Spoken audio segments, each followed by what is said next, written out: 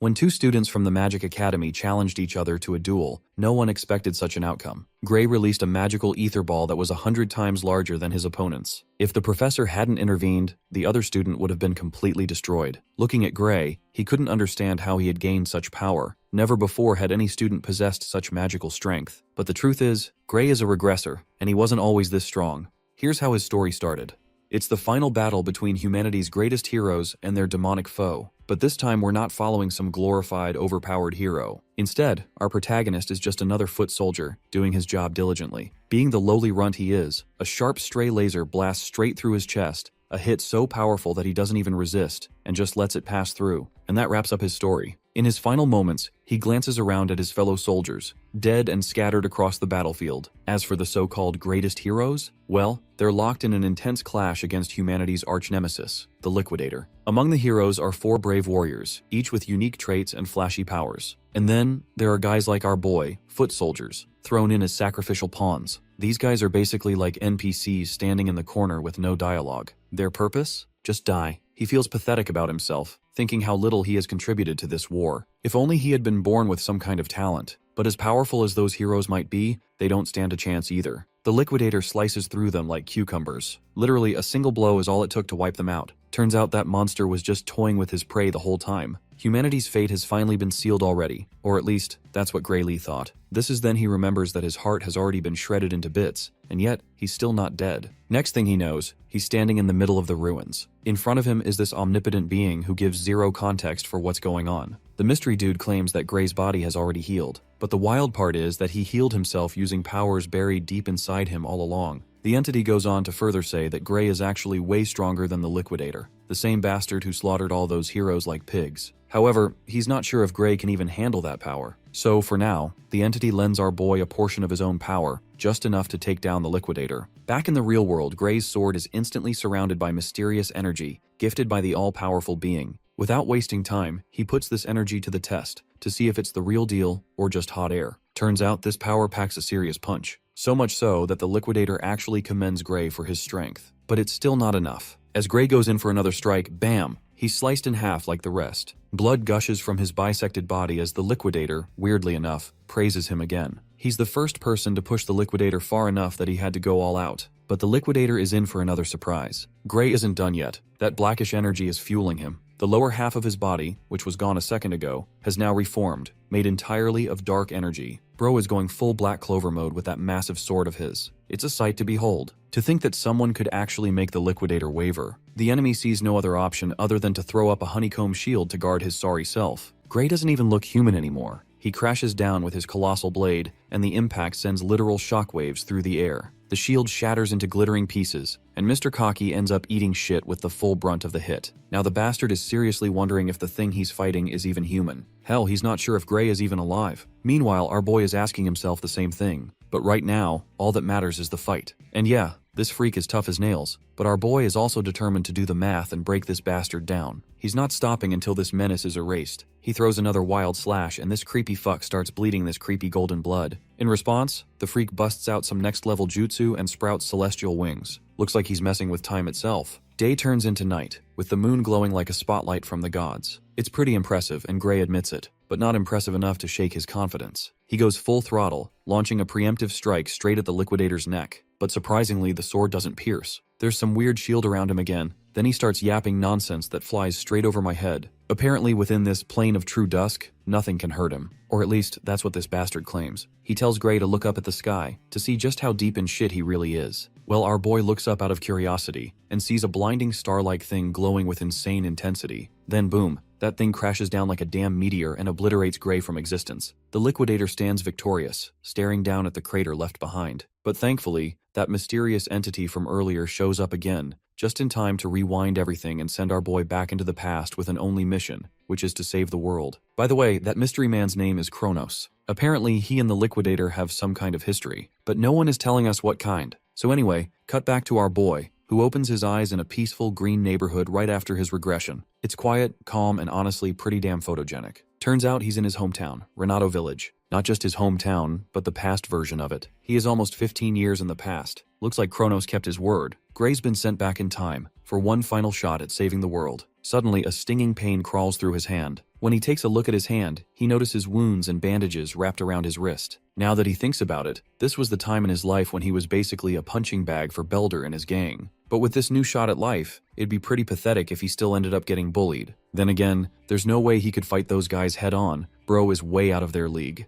In hindsight, even beating the Liquidator sounds like a dream. Anyway, he's got to figure out how to deal with these bullies, or he's doomed to relive the same suffering all over again. Seems like bro can't catch a break, or can he? He just so happens to stumble across the same assholes he's been dreading the most. Of course, it's Belder and his goons. Since they've been bored lately, they've been on the hunt for our guy, eager to continue their tradition of good old-fashioned bullying, like it's their new religion. They toss a spare sword at his feet, ordering him to pick it up. Our boy stares at the sword, clueless. He still hasn't figured out what these goons are up to. After all, it's been 15 years, so memories are a bit hazy. Belder, meanwhile, assumes Gray is pretending to be clueless on purpose, so he is kind enough to remind him about their usual mock battles. Hearing that, Gray quickly tries to brush these pests off by pointing to his injured hand. He's grateful for the invite, but unfortunately, he can't join because the injury hasn't healed yet. But it looks like bro can't shake these hobos unless he picks up the sword and fights. They even assure him the swords are totally blunt, so there's barely any chance of getting hurt. Gray, however, can't shake the feeling that injury is still possible. No matter how blunt the blade, it's still a lump of iron. One wrong hit in the wrong spot could book your one-way ticket to heaven. Well, he's got a point. One gentle tap on the balls, and you'll be doubled over on the ground in unbearable pain. But these guys don't seem to get the logic behind Gray's words. Belder takes his stance, ready to strike. He hates hearing no from Gray, so he charges at him like a raging bull to start the duel. Gray was given time to grab the sword, but it's up, and Belder is already charging at him. Our boy finds it ridiculous that this dude calls it a mock battle while charging like he's pissed off at his own mother. That's when Gray remembers something a former military doctor told him. The reason his swordsmanship never improved was because of an injury he sustained as a kid. Now that he thinks about it,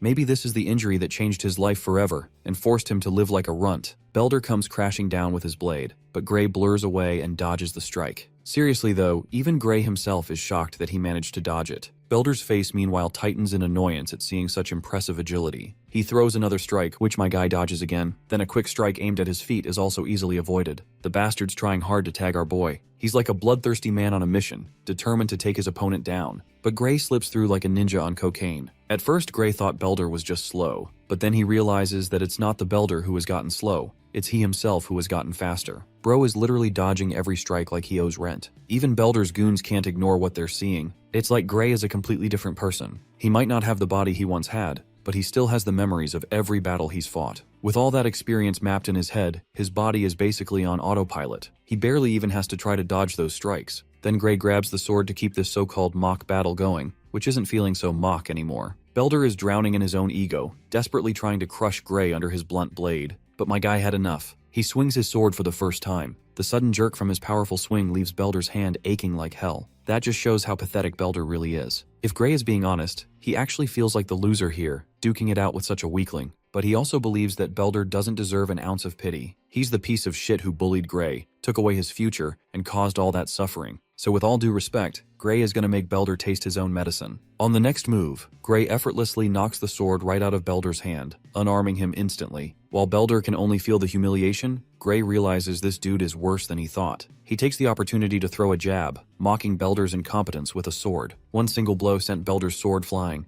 Then again, being unarmed isn't a big problem. After all, Belder was the one who insisted these blunt blades were totally safe to use in a fight. Gray is going absolutely nuts, swinging the blade so fast it literally cuts through Belder's skin, causing blood to gush out. As the gravity of the situation sinks in, Belder's knees lose all strength and buckle. Wait a minute. Gray thought he was using a blunt blade, so how come this bastard started bleeding? When he looks at his blade to confirm, he finds out it's indeed a blunt one. Though if it had been a sharp sword, this dude might actually be dead. Now, let's not get distracted from the situation at hand. Gray swings the blade precisely, knocking out multiple teeth and leaving Belder's nose bleeding like crazy. My guy is towering right over this bastard, giving him chills for life. It's always pretty amusing to see arrogant pieces of shit getting rendered into sobbing messes. Seems like this much is enough to humble Belder for the rest of his life. Oh well, looks like I spoke too soon. This bastard still hasn't learned his lesson. He orders his goons to get our boy and whip his ass until he's a total mess. The goons hesitate to step forward for obvious reasons. They literally just saw their boss get beaten like a pathetic dog, so it makes no sense to succumb to the same fate, even though they have the power to avoid it. One of the guys suggests they attack in unison to overwhelm Gray. The trio quickly leaps into action, surrounding our boy from every direction.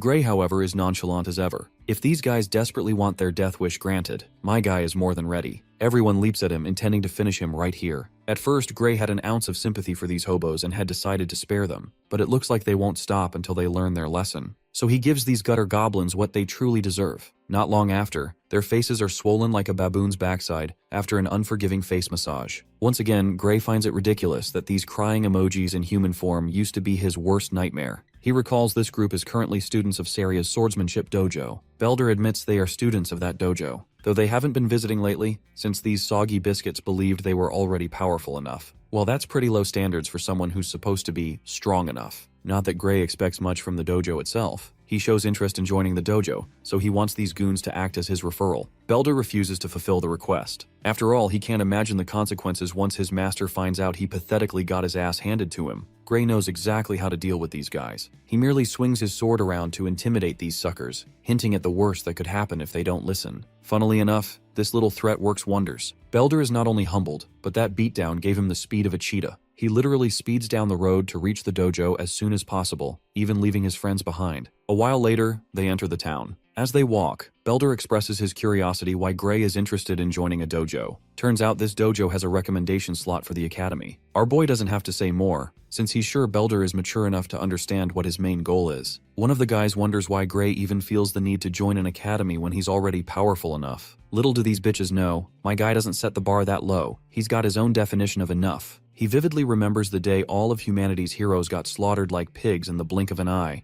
and that was supposed to be the world's strongest lineup. Forget the heroes. Even he couldn't scratch that bastard with all the mysterious power he had. Only God knows how much power will be enough to defeat that bastard. Though he wasn't completely hopeless back then. The moment he got those badass dark powers, he felt like an omnipotent being that could destroy anything. The thing that held him back was a lack of swordsmanship skills. He had been relying on a few tricks he learned from the Sword Saint. If only he had spent more time training in swordsmanship, just like the Sword Saint did, he's pretty sure he could have turned the tide of the battle single-handedly. This is likely why Kronos sent him here, to grind his ass off until he's worthy to wield that dark, mysterious power again. A while later, we meet the master those goons were talking about. The group is getting an earful for picking a fight with a random civilian. And what's worse, all they got after challenging that civilian was a humiliating defeat. This intimidating woman is swordsmanship dojo instructor Saria. Belder tries to clarify they weren't actually trying to bully anyone. It was just a mere mock battle. The poor bastard ends up taking a devastating blow for his lies, a hit hard enough that he'd be on the moon with this one-way ticket. His goons are shivering in terror, wishing they could just survive this day. Nothing to be afraid of, guys. The stunt she just pulled was a little lesson she wanted to teach these fools. If they call beating up someone unarmed a mock battle, then what she did also counts as a mock battle. She points her sword right over Belder's ugly face and expels him out of the dojo immediately. Not only him, but his goons are joining him too. With that, those pathetic goons take their pathetic loser leader and walk out pathetically. She immediately twirls around, sits on her feet,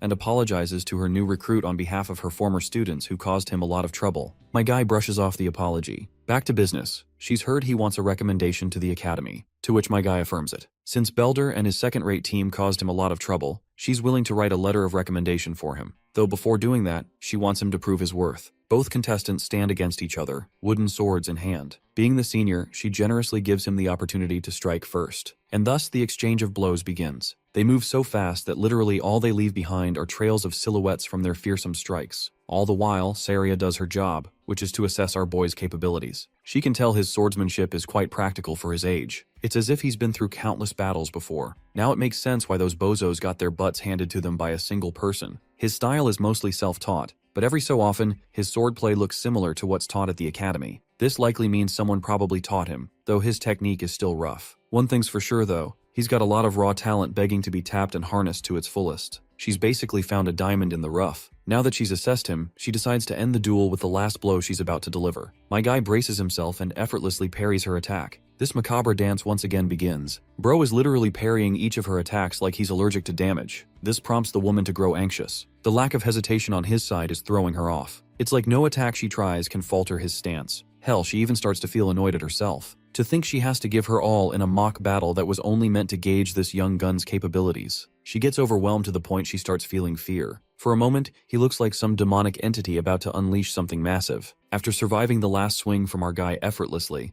she realizes it was just a wild swing. After that crazy swing, Gray starts to feel tired and his energy level drops. The woman sees him sulking and mistakes it for a weakness in his defense. So she lunges like a feisty cat, only to find herself checkmated right on the spot. The tables flipped on her. The broken wooden sword hits the ground, while Gray finds himself stumped. For a second there, he found his way back to the same dark power he received in his battle against the Liquidator. The fact that he used a hint of that same power now means that he still has access to his abilities, even after regressing into the past. But then, it happens. An agonizing drawback engulfs his body in so much pain that he drops to his knees. He can't even hold himself to stand, while Saria is alarmed by his condition and wants to help. Even after using a fraction of his power, Gray realizes that his current body is unable to exhibit his abilities. Still, he musters the determination to stand on his feet again, despite his body quivering. After telling her that he's okay, Gray finds himself lost in his thoughts, realizing he can hardly stand, which emphasizes just how efficient he's going to have to be with his abilities. Oh, he's also thinking about revealing the information about his power to the experienced swordmaster in front of him. Saria just looks at him dead lost and confused. Meanwhile, our boy assesses the situation with a clear head and concludes that he shouldn't tell anyone about what happened. After all, who would ever believe his ridiculous story? And it's also not like he can control his dark powers at will to demonstrate what he means. Bearing that in mind, he comes up with an innocent excuse that he simply overexerted himself. But to the swordmaster, she doesn't believe him for a damn second, thinking how ridiculous he's sounding with that excuse. There's just no way for him to have sliced her wooden sword when they were fighting with dull weapons in the first place. She's shown to be clever, to the point she understands that Gray is hiding something from her. Virgil's daughter points what's left of her sword towards our boy, causing Gray to inquire if something's the issue. Clearly, from the way he is handling his reaction, she understands that he doesn't want to talk about anything for now. Instead of challenging him on it, she respects his decision and asks about his initial interest in getting a recommendation to the academy. Our boy confirms this, sharing that he heard she could help him with that. Saria doesn't deny it either. She emphasizes that with just her authority, she can help him get a recommendation to the Royal Academy of Swordsmanship, the best educational institution their kingdom has to offer. At the same time, surprisingly, she shares no interest in recommending him to attend that institution, adding that Gray is an unfit person for the academy. Her cold words stabbed him sharper than any blade. Gray starts beating himself inside, doubting his abilities, and admitting that he's too weak. His final attack was the only remarkable thing he'd done in that battle. But wait, Saria's not finished talking. She continues her thoughts, arguing that instead of going to the Royal Academy, the kid should instead head to the World Union Academy instead. What a plot twist that is. The revelation hits him harder than Truck-kun hitting his isekai victims. Though the Royal Academy is their country's finest, the World Union Academy is the best in the entire world. The institution is deemed the pinnacle of sword mastery. Gray's at a loss for words because this same magic academy is responsible for producing the strongest battle squad, including the likes of the Sword Saint Amy. He immediately confronts Saria, questioning if he's even qualified to attend a prestigious institution like that. Funnily enough, the girl destroys his expectations, pointing out that as he is right now, there's not a shot in hell that he's getting through the door. The Swordmaster knows that even Gray is wary of his shortcomings, especially when it comes to his pathetic state of a body right now. When it comes to the Royal Academy, the kid might be able to pull off a miracle because of his sword skills alone,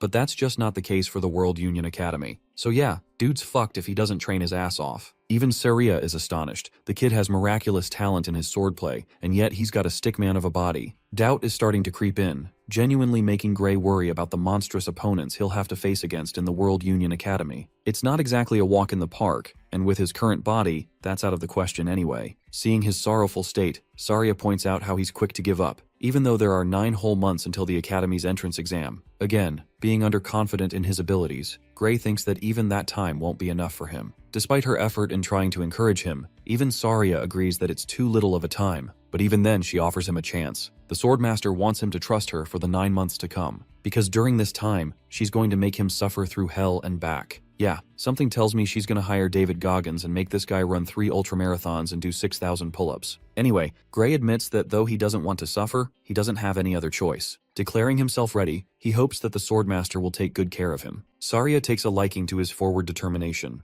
At first, you guys probably think it's a good sign that they're starting off on a positive note. But the atmosphere immediately switches to total fear, as Virgil's daughter officially announces the beginning of his hellish training. Gray's agonizing trials began. He trained like Goku and honestly ate like him too. She really is putting him through a bulking phase. He also had to deal with some questionable food, but his teacher was unrelenting and put him through everything. Their sword duels continued the same, the goal of which was to hone his techniques. And then 8 months passed, just like that. Congratulations to Gray for earning his shredded body after enduring that long training. Even Saria is out here admiring his physique. Now that they've come to this, She's got nothing in her arsenal left to offer him. He's ready to go out into the real world now. But her easygoing attitude confuses Gray, because there's still an entire month left until the entrance exam. Virgil's daughter reminds our boy that he's going to be spending a lot of time traveling to get to the location of the entrance exam. That's why he has to leave early. As a final token of gratitude, Saria hands him a bag of money, ensuring him an easygoing trip, taking care of his expenses for the month. Now that's a real teacher. As for our boy, he still doesn't feel good about the idea of leaving so soon.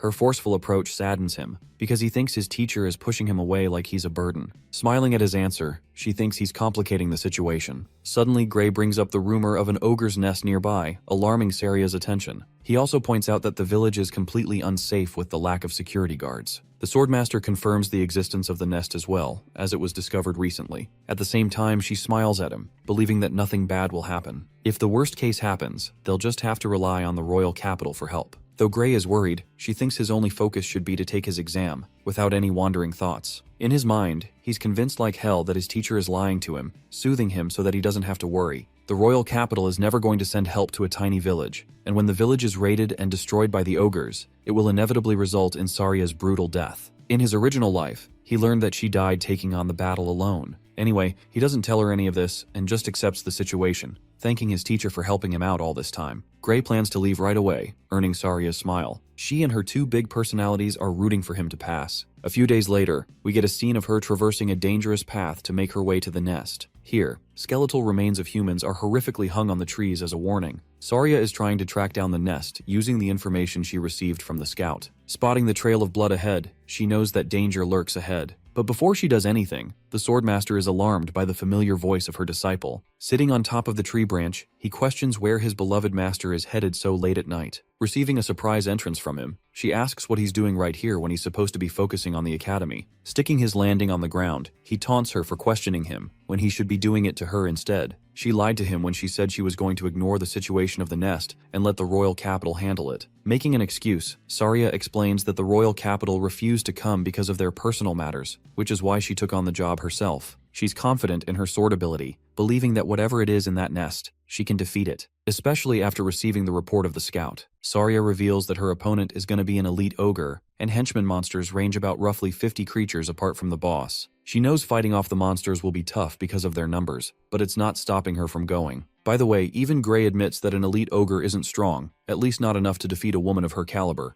However, the thing about the ogres is that their unique advantage comes to their brains and overwhelming numbers. With so many of them in that nest, Saria is definitely going to die if they manage to surround and overwhelm her. Apart from that, our boy knows one thing with absolute confidence. Because of his knowledge of his previous life, letting Saria take on the mission alone is like sending her to her death. And in the end, the village will also be destroyed with no protector left. That's the dark future that he's already experienced before. With that in mind, the young disciple requests to team up with her. But his master isn't kind, stating that she's all good on her own. Instead of wasting time trying to convince her that she won't be enough, Gray cleverly tells her that he wants to gain real combat experience. He even goes on to guilt trip her, asking if she's afraid he'll become a burden in her path. Though he's smart, his master points out the ridiculousness of what he just said. Their skill difference is nearly identical right now, to the point that she struggles to fight him during their mock battles. Even with that fact in consideration, Saria reminds her disciple that a real battle is much more different, especially when you account for a monstrous nest like this one. This task involves immense danger, which is the reason she doesn't want Gray to risk his life,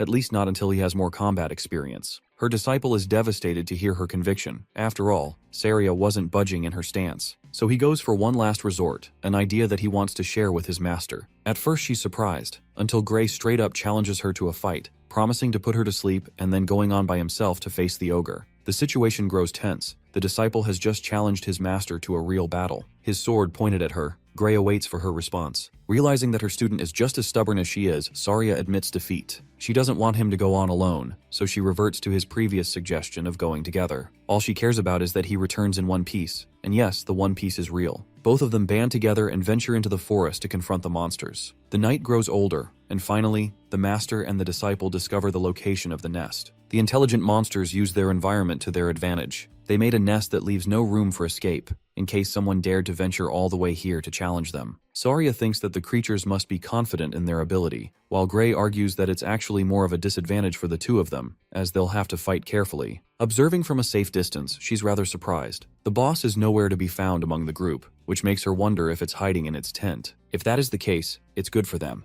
because this way, they'll be able to kill many of the henchmen before the elite ogre can confront them. To discuss battle strategy, Saria instructs her student to target the monsters from one side, while she's going to cover the other side. Executing the plan right away, both of them bolt into action with their swords in hand. The showdown begins. Before the monsters are even capable of comprehending the situation, the majestic Saria is already on top of them, executing a clean headshot, making a football of the creature's head as it flops to the ground. With the first monster down, the rest of them grumble and roar at each other in their language. The entire group is enraged and goes right into murder mode, preparing their weapons to kill the intruders. But it doesn't matter, as our boy is going beast mode with the way he's slaughtering the horde. This guy is a one-man army, cross-cutting multiple monsters all at once. The elegant Saria is all the same, showing off her impressive skills that she learned from Papa Virgil. The two of them are unstoppable. Gray and Saria perfectly cover each other's backs. Within the span of a few minutes, every single monster in sight is reduced to a body count for them. By the way, she's actually pretty impressed by Gray's unflinching determination in a real battle. He's never been more ready, warning his master to stay on her guard too. Here's the thing though, something about the situation is giving him a bad feeling. This fight has been too easy for them. Way too easy in fact. Because if this is the level that Saria had to face, then she could have defeated all of them by herself, even without his help. And that brings him to a state of unease, because whatever is resting inside the tent, it's going to be much more terrifying than anything they've faced so far. Speaking of which, the creature's menacing pair of eyes beam through the dark tent, glaring at him from afar. The second Gray comes in contact with the creature's eyes, he shudders in shock. Despite his strength, he cowers and tells his master that they have to leave immediately. Even Saria doesn't get what's gotten into him all of a sudden. Without explaining anything, he roars at her to run, with so much fear in his voice that Saria doesn't question him. She simply follows his instructions and bolts right after him. As they're running along, you might be thinking that they'll escape. But nah, because their terrifying opponent literally leaps over from the skies with a massive vertical. Gray is terrified when the monster plants his feet into the ground, confronting the daring humans. Saria's expression changes to shock, pointing out how the boss monster has personally come to them for a battle. But then Gray drops a bombshell that no one even expected. This isn't the boss monster at all. Right as he's about to reveal the location of the real boss, a monstrous voice roars at them from behind. This provocative roar unleashes another horde of creatures to chase after them. The thrilling noise is deafening for Saria, but for the ogres, it has converted them into battle-hungry maniacs. Saria shivers in fear, failing to comprehend her own senses. There's a creature more terrifying, more brooding than an elite ogre, and it's commanding the entire group. Finally, Gray reveals that they're up against an ogre general. He's the real boss of the monster nest. I have to remind you guys, they're literally sandwiched right now. On one side, there's the elite ogre blocking their escape. Going back isn't an option either because a large horde awaits them along with the real boss of the nest. Saria expresses her shock, fully knowing that they can't face a monster like this even at their level. Their only chance at victory is to kill the elite ogre in front of them to escape. So she does exactly that, by charging at the beast and clashing her weapon against his. Determined to win this battle, she exploits an opening and connects a sharp cut against the creature's body. Blood spurts out of the cut, and while normally this is supposed to be a good sign, her worries only worsen when she notices that the wound is healing again. Meanwhile, our boy is clashing against dozens of monsters all on his own, sharing his knowledge of the ogre general's abilities. Apparently, its roar significantly boosts the strength and recovery speed of the monsters. Basically, they're up against an elite ogre on steroids. Defeating even a normal one is so difficult right now that even Gray is having a hard time. Slashing one of the monsters, he tells Saria to cover his back. He instructs her to just delay the battle for a while longer, which makes her question what kind of miraculous strategies he's got planned. To that, our boy shares that in a situation like this, they've only got one objective in sight,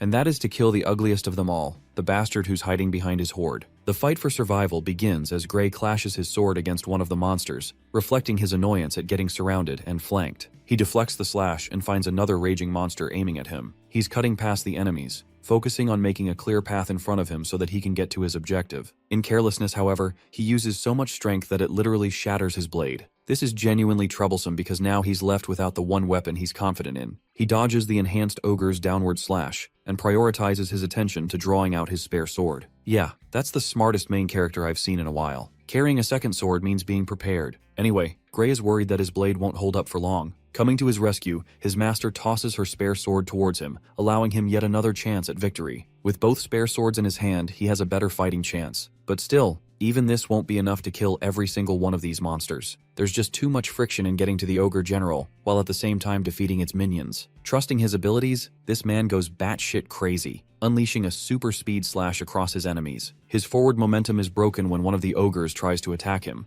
Luckily, he dodges and then quickly blocks the attack. The fight is fatiguing him, but he's still made significant progress dealing with the monsters in front of him. The Ogre General feels threatened and decides to unleash a second monstrous roar. To Gray's horror, the strengthened creatures have just received yet another boost in strength. This guy is not having a good time, as he's struggling even more now having to deal with them. Gray realizes that the Ogre General is intelligent enough to see through his strategy. Now that it knows what the human is trying to do, the Ogre General keeps on roaring to provoke his minions to fight. Blocking one of the strikes, Gray pushes past the monsters to bolt right ahead. A horde of monsters is ready to welcome him. Instead of facing off every single one, he efficiently cuts through the ones that are directly in his way. But even that leaves him with scratches and injuries all over his body. The bloodbath is wearing him down as he struggles to race past their endless barrage of attacks. Letting his guard down, he gets tackled by one of the ogres and pinned into place. Things seem to be looking really bad for him because the ogres have him right where they wanted. Luckily, since they're so enraged, they've lost the sense to cooperate, because one of them slashes through one of its own kind without thinking.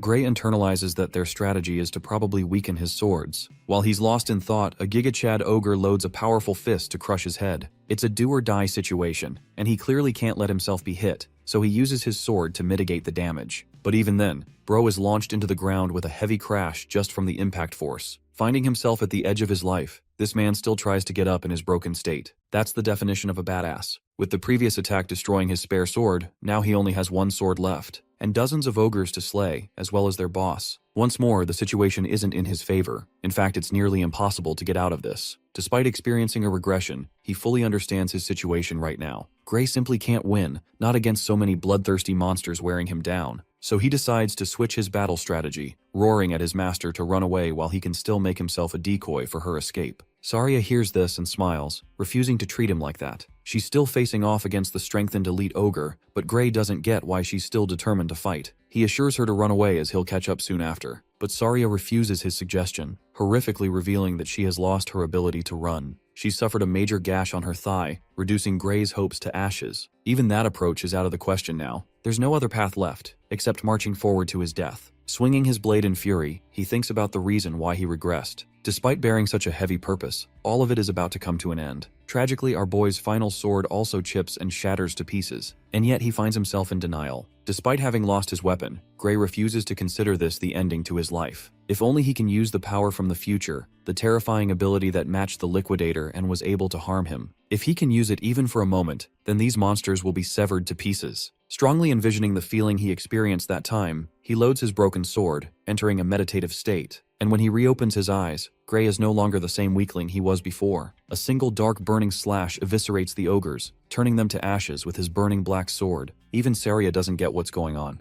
But it appears that our boy is still under control, as even after tapping into his dark powers, he gives her a smile of relief. In the next few seconds, Gray cuts every single creature in his sight, including the Ogre General. Even his master can't comprehend what the hell just happened. She's too busy having to focus on the elite ogre in front of her. But now that the Ogre General is killed, the strengthening abilities seem to have worn off. Saria understands that now, she can easily kill the beast as it no longer has any capabilities to regenerate. Using a Walmart version of Judgment Cut End, she cuts the creature down, declaring that the elite ogre is nothing without its master. They won at last. Both of them managed to stand against all the odds and won the fight. Despite having miraculously pummeled through an entire horde of ogres, Gray still apologizes for breaking her sword. Saria tells him that it's nothing compared to saving her life in exchange. She collects the sword and wants to confront him for the technique he pulled at the end. But before she can finish her sentence, our boy flops to the ground, knocked fully unconscious because of the after effects, leaving his master to shout his name in concern. The perspective cuts to the inner mind of Gray. He questions his surroundings and spots nothing but a chained floating door in front of him. He's confused until the door releases the same kind of dark energy that he uses through his ability. A sudden realization dawns over him. This is his very own power. He wonders what would happen if he manages to break the door open. After all, he could obtain the power and make it his own.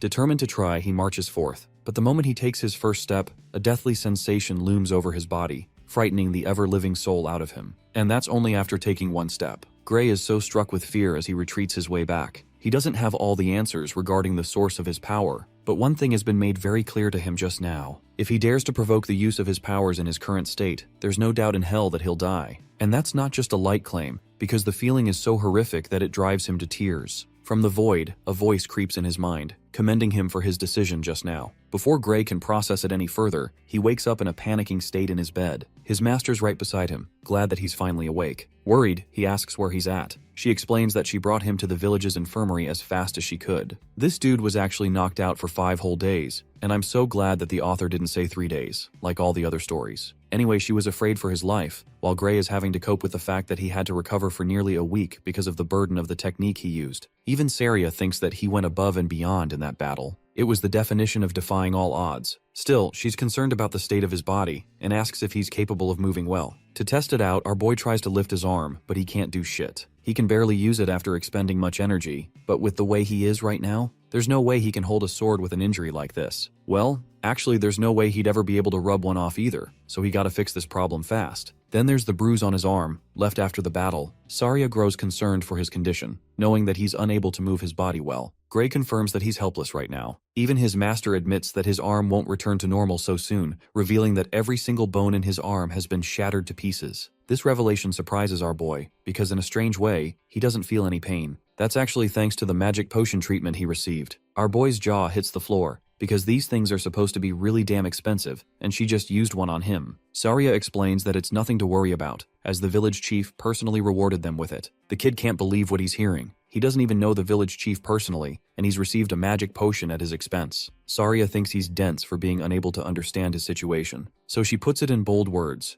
Gray is officially the savior and the hero of the village. Before he can grapple with what she just said, the village chief barges in to greet the boy, thanking him for everything he did. To point out the greatness of his feat, the village chief reminds the kid that an ogre general is so strong that it takes an entire town to fight against even one. That kind of creature threatened their village, and yet one boy was able to pummel his way through, carving a path and killing the monster, ensuring the village's safety. For that, the village chief is grateful. It's thanks to the valiant efforts of the boy and his master that their lives are no longer threatened. Unable to accept all the credit, Gray argues that they're exaggerating what he did. But the village chief thinks that it's him who is undermining what he did. Thinking about it for a moment, Gray reflects on the outcome. He thinks that maybe the village chief's words are right. Remember his previous life? In that life, this place burned to the ground because of the ogres raiding it down to ashes. That's the significance of his accomplishment. The leader of the village is more than happy to give him a long explanation on what makes him so great, but for now, he's focused on the boy's mission to pass the entrance exam for the World Union Academy. Speaking of which, Gray just remembered his true goal. He carelessly went to kill the creatures in the monster nest just weeks before his exam. With all the time that was wasted in between, he's only got 2 days left until the day of the exam. Oh, and by the way, just getting there takes 3 whole days on foot. His best option would be to use a horse to traverse the distance on time,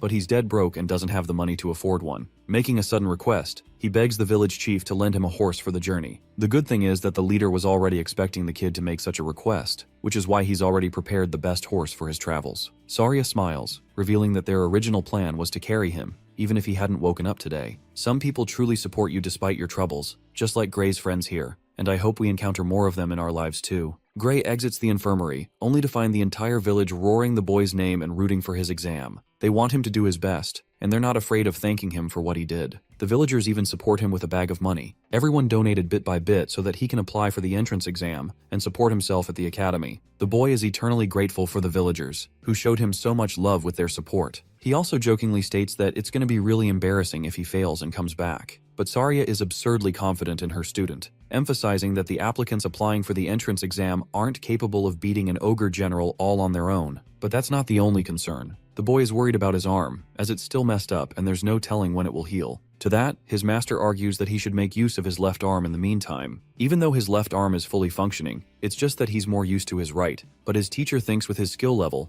it won't matter. Gray shares his concerns, stating that the level of the entrance exam may be overwhelming for him, to the point one arm will hinder him. But even then, Saria understands that the teachers or the examiners at the academy have a sharp eye. When they see his talent, they'll select him. The boy mounts his horse, while his teacher confidently declares that he's going to pass. That's the only outcome. Thanking her for everything she's done, he promises not to fail. Recalling how the village was razed to the ground in his previous life, he's happy that these people got a second chance alongside him. The world is already changing from this moment onwards, and he's going to make sure to influence the future with his new power. In the next scene, our boy finally makes his way to his destination. Staring ahead, he locks eyes with the grandeur of the World Union Academy. In the arena, the examiner announces the distribution of the exam tickets. All of the candidates will remain in the arena. From the looks of it, there's a large number of applicants, but only a tiny number of 20 are going to reserve a spot in class. They bicker about the changing number of seats each year, because in some years, the academy even accepted 50 people, while in rare cases, it only accepted 1. So the rules for selection aren't absolute apparently. Anyway, Professor Ariel takes the limelight and comes to the front. She addresses the examinees and explains that they'll have to collect the paper being presented. With a snap of her fingers, a vortex of yellow opens, releasing magical energy and automatically manifesting the tickets in each examinee's hand. Our boy collects his ticket. His examinee number is 513 for the fencing course. Professor Ariel adds that their ticket shares only the most critical details, but it's nothing to be worried about as the process is the same each year. She also confirms that the academy doesn't care about one's age or gender, their nationality or class. In other words, they quite literally don't give a flying fuck if you're an attack helicopter or not.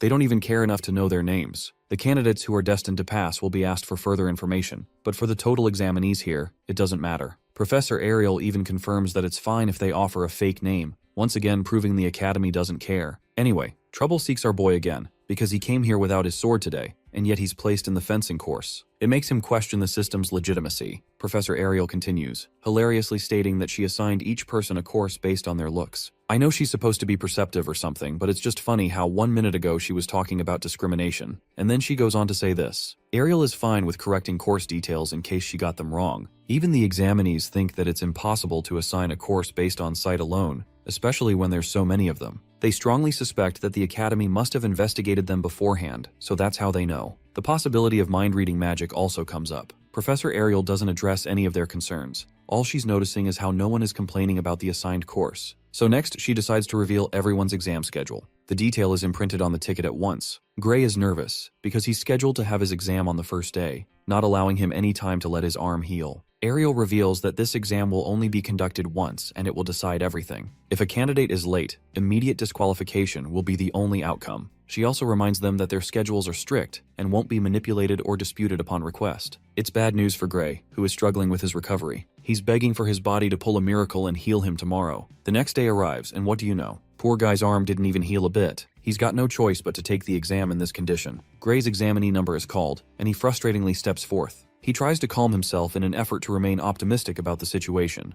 Assessing his left arm, he doesn't appear to have any issues, and he can also move his right arm if he exerts enough strength. His current strategy is to sharply observe the examiner's moves and discover a winning strategy from that. He's watching a match between a candidate and an examiner. The applicant blindly rushes to attack, but by the end of his attack, the examiner is unfazed and casually stands, waiting for his next move. The candidate drags his sword for yet another slash, but even that strike is helpless. It gets blocked, and not just that, the examiner deflects his blade, before sending him flying with a final blow. With his body hitting the ground, the examiner concludes the result of the exam, instructing him to exit the venue. You guys might be thinking that maybe Gray has found something, but the hilarious part is how this man literally gives up and accepts that he's about to get his ass cooked. His number is called to step into the arena. Gray reflects his chances, realizing that he clearly can't beat an examiner that annihilated a candidate even bigger than him. Inside the arena, our boy is granted the freedom to make the first move. Despite that, he fully understands that this battle will be one-sided. Even then, he's got to make some kind of impression. The fight begins with Gray rushing to strike. He remembers his master's advice, who told him to make use of his entire body to deliver a potent slash, rather than just using his arms. Channeling her advice into motion, he thinks that the only way he can cope with the loss of his right arm is to use his other muscles instead, and so he delivers the first swing, which the examiner easily dodges. Even now, Gray finds himself struggling to fight in his usual style. After all, even though he's trying to make up for his right arm, it still doesn't change the fact that he's at a major disadvantage here. The examiner retaliates by trying to cut him down. But to Gray's astonishment, the sword is moving far too slow. It's as if he can read its trajectory without having to rush. So our boy actually blocks the attack successfully, still feeling the weight of the examiner's force behind the attack. At the same time, he judges that the examiner's technique isn't as refined as Saria. So if he can just focus on the techniques he learned from her, there's a chance he may be able to exploit an opportunity and carve an opening. With that strategy in mind, Gray rushes in full force in an effort to overwhelm the instructor. Oh, and the instructor is actually being pushed back. His speed is his own demise. Gray finds himself becoming confident, realizing that he can easily take down this examiner. The words of his master flash through his mind again. Their blades clash once more, but Gray overwhelms his opponent with a full deflect, ready to finish the battle with his new confidence. Gray continued his relentless assault while the instructor tried his hardest to wrestle control of the pace. Although our boy had seen through the opponent's technique, neutralizing it with a handicap is still a tough task. He exploited the speed gap and snuck a straight stab only to get curved. The difference in raw power was simply too great. Breaking the instructor's form is easier said than done with 2 hands, let alone 1. With that said, Gray's aggression was turning the nerd's movements rougher bit by bit. It would be a bit risky, but he can push his luck here. With a clear plan in mind, Gray let the instructor push him to the edge of the stage, exposing a massive gap in defense. As expected, Glasses took the bait and pounced for a finishing blow. The instructor fell for the oldest trick in the book. He made a wide, open swing as Gray anticipated. The young warrior adjusted his stance and let the swing come. Nothing is more likely to expose an opening than a reckless and greedy push. A big and predictable swing was precisely what he needed to use his speed advantage. In an instant, he reached the instructor's vulnerable flank. No matter how great the difference in power is, you can't defend against a vicious blow from behind. Milliseconds away from thrusting his sword for the win, the referee stepped in to signal the end of the fight. Gray held back and lowered his blade. The match is over, but it felt a little too short. With the time limit for the exam elapsed, the referee announced the fight's result as a draw. The young man grits his teeth in frustration. He failed. After all the hard work he put in, he could not get it done. He held his trusty blade tightly for a moment before relaxing his grip. Gray walked away from the stage and accepted the result with grace. He did his best. If he can't even win against an instructor, injury or not, his lofty goals are farther than he expected. Looking at the bright side, his arm should be healed by next year, so he can be at 100% for a retake of the entrance exam. No matter the result, this was a valuable experience deserving of gratitude. A week has passed since Gray narrowly missed the win against that Glasses guy. Today, the World Union Academy faculty gathered in meeting room 53 to discuss the entrance exam results. White-haired Gramps initiated the meeting by letting his colleagues freely express their thoughts on this year's batch. Immediately, moans of complaints filled the room. For this year, they devised a method for every professor to observe the exams together. It was rather inefficient and tedious. Of course, there are some who liked the format. They cannot afford to overlook a promising talent simply for the sake of the faculty's convenience, after all. Gramps steered the discussion away from the exam system and back to the hopeful students. Starting with the swordsmanship course, he summoned magical recordings of every examinee to evaluate those who passed one last time. Naturally, those who outrightly beat the examiner passed. Those who could not get the job done will be evaluated based on the qualities they showed and how they held out during those 15 minutes of clashing. Other than those who mopped the floor with the instructor, they narrowed down the standout candidates to numbers 5, 217, and 753. Everybody agreed to draw the line with just those 3. If they add more inferior talents, those poor kids would not be able to keep up in class. No one opposed the line drawn, so the successful candidates for the swordsmanship course have been confirmed and locked in. Or at least it was supposed to be, until a playful voice brought up candidate number 513, Gray Lee. It came from none other than the enigmatic red-haired Professor Ariel. Since she mentioned an unfamiliar number, the other professors pulled up the footage. They had to admit that, given another second, the young man would have likely won, but he relied on setting up traps just to beat an examiner. The academy might prove too difficult for the guy. Those with trained eyes for swordsmanship could see the solid technique, the lack of power, and the clear mismatch from the start until the end. In conclusion, the professors of the swordsmanship course dismissed the idea of accepting candidate 513 to the academy. While they were busy mocking the kid's flaws, Professor Ariel looked at her co-workers like they were dumbass bums. Every single person in this room watched the footage, yet not a single one of them noticed what she did.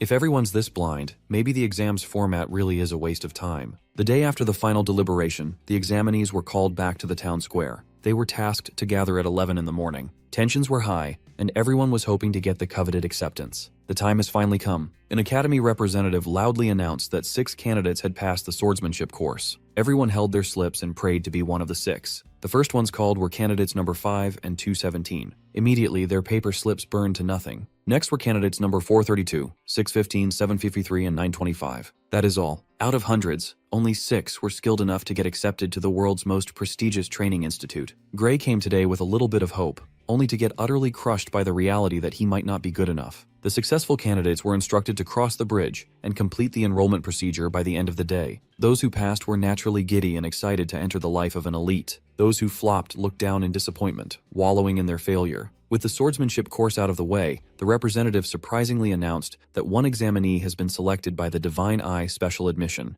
Of course, it's none other than candidate number 513, Gray Mother Freaking Lee. His paper slip burned a different shade than the ones that came before him. The bright blue flame inevitably attracted everyone's attention. Just when he thought he would have to train and rehabilitate his injury for another year, Gray was given a pass. Other candidates around him mockingly laughed upon hearing the mention of the Divine Eye Special Admission. Gray had no idea what he had just gotten into. This is the first time he had ever heard about this divine eye business. Almost everyone sees this as a bullshit admission, just a way to get someone unworthy through a back door, a sign of World Union Academy's decline. Hearing the vitriolic chatter around him, Gray did not like the sound of being called a backdoor student. He wondered how he was even selected when he didn't have any relevant connections. His master could not possibly have this kind of pull in the academy. While the failures were mocking the one guy admitted through the divine eye, a bald old hermit scolded them for disrespecting a long-standing tradition. The way the bald hermit sees it, this admission is an honorable category that has produced countless heroes for over a century now. As expected, the failures also mocked the hermit for being behind the times. Sure, the Divine Eye was hailed as the birthing place of heroes back in the day, but not anymore. Recent Divine Eye candidates include Amy White, Bella Albright, Leek Muller, and Jacob Bloomfield. These four have one thing in common.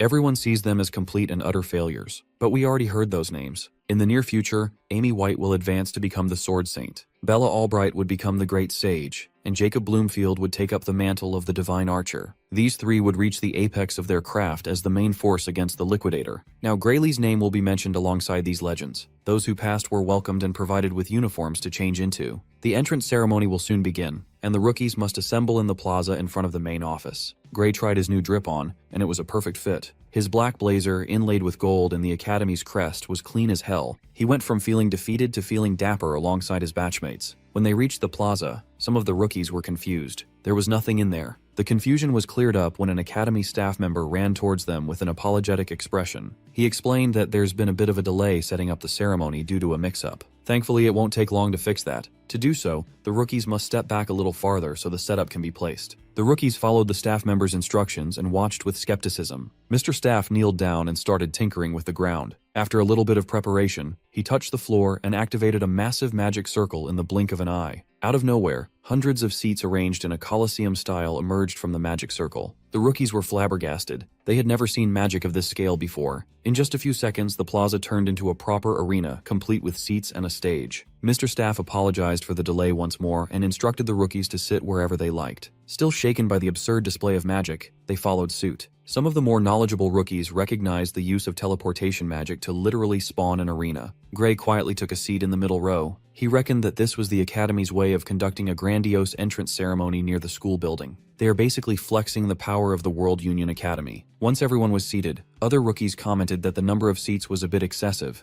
There were only 30 of them in attendance, yet there were hundreds of seats. Well, that's because, as the World Union Academy's name suggests, this institute gathers the cream of the crop from all over the world. If you look up in the sky, you will see what that really means. Dozens of airships and dragon carriages flew overhead, blanketing the sun. Looking up, Gray recognized the biggest magic airship as the Strato Queen. He had once boarded this hulking beast when he was cannon fodder for the Liquidator Subjugation Squad. It really lives up to its reputation. Bringing out something so imposing for a simple entrance ceremony is just another way to flex on newbies. The World Union Academy sure knows how to flaunt its power. Once every ship had landed safely, students who passed the strict entrance exam in their own corners of the world stepped out. They took the remaining seats, filling up the stands. With everyone gathered, it's time to get started. The staff member who spawned the arena signaled the start of the rest of their lives. After all the flashy displays of influence, the entrance exam proceeded with a brief speech courtesy of the headmaster. Gray was feeling a little bored in his seat. Even though he's entering the most prestigious academy in the world, this whole ceremony felt like just another tedious assembly. Next up, the headmaster called the top students from each course to the podium. The guy sitting beside Gray stood up. Blondie's name is Leonhardt, the top student of the swordsmanship course. As he confidently descended the stairs, gossip about his incredible feat of defeating the examiner in an instant started to spread. Some even say that this rookie is already as good as any of the professors when it comes to swordplay. Leonhard Apius looks like he's a spy tasked with starting a fake family with an assassin and a little girl who can read minds. Gray was not impressed, just a little curious. Before starting his speech, Leonhardt confirmed that he was allowed to speak freely from the heart. Once given the go signal, he turned to his fellow rookies with a sharp gaze. He opened his speech by lodging a formal complaint to the Academy. First of all, he congratulated his peers who were admitted the proper way. He sees it as a huge honor to be among the best of the current generation. Leonhardt hopes that they all graduate as people capable of making meaningful contributions to the world. For that, they must work together. He looks forward to the day when he and his peers soar as proud students of the prestigious World Union Academy. With that out of the way, he pointed out that there was someone among us someone who doesn't deserve to be in this plaza at all. He directed this accusation directly to Professor Ariel, who oversees the special admissions of the Divine Eye. She was quite shocked to be called out by a freshman on the first day of classes. Professor Ariel asserted that every single student here has passed the rigorous exam. They may not be as dominant as Leonhardt, but they showed that they rightfully belong.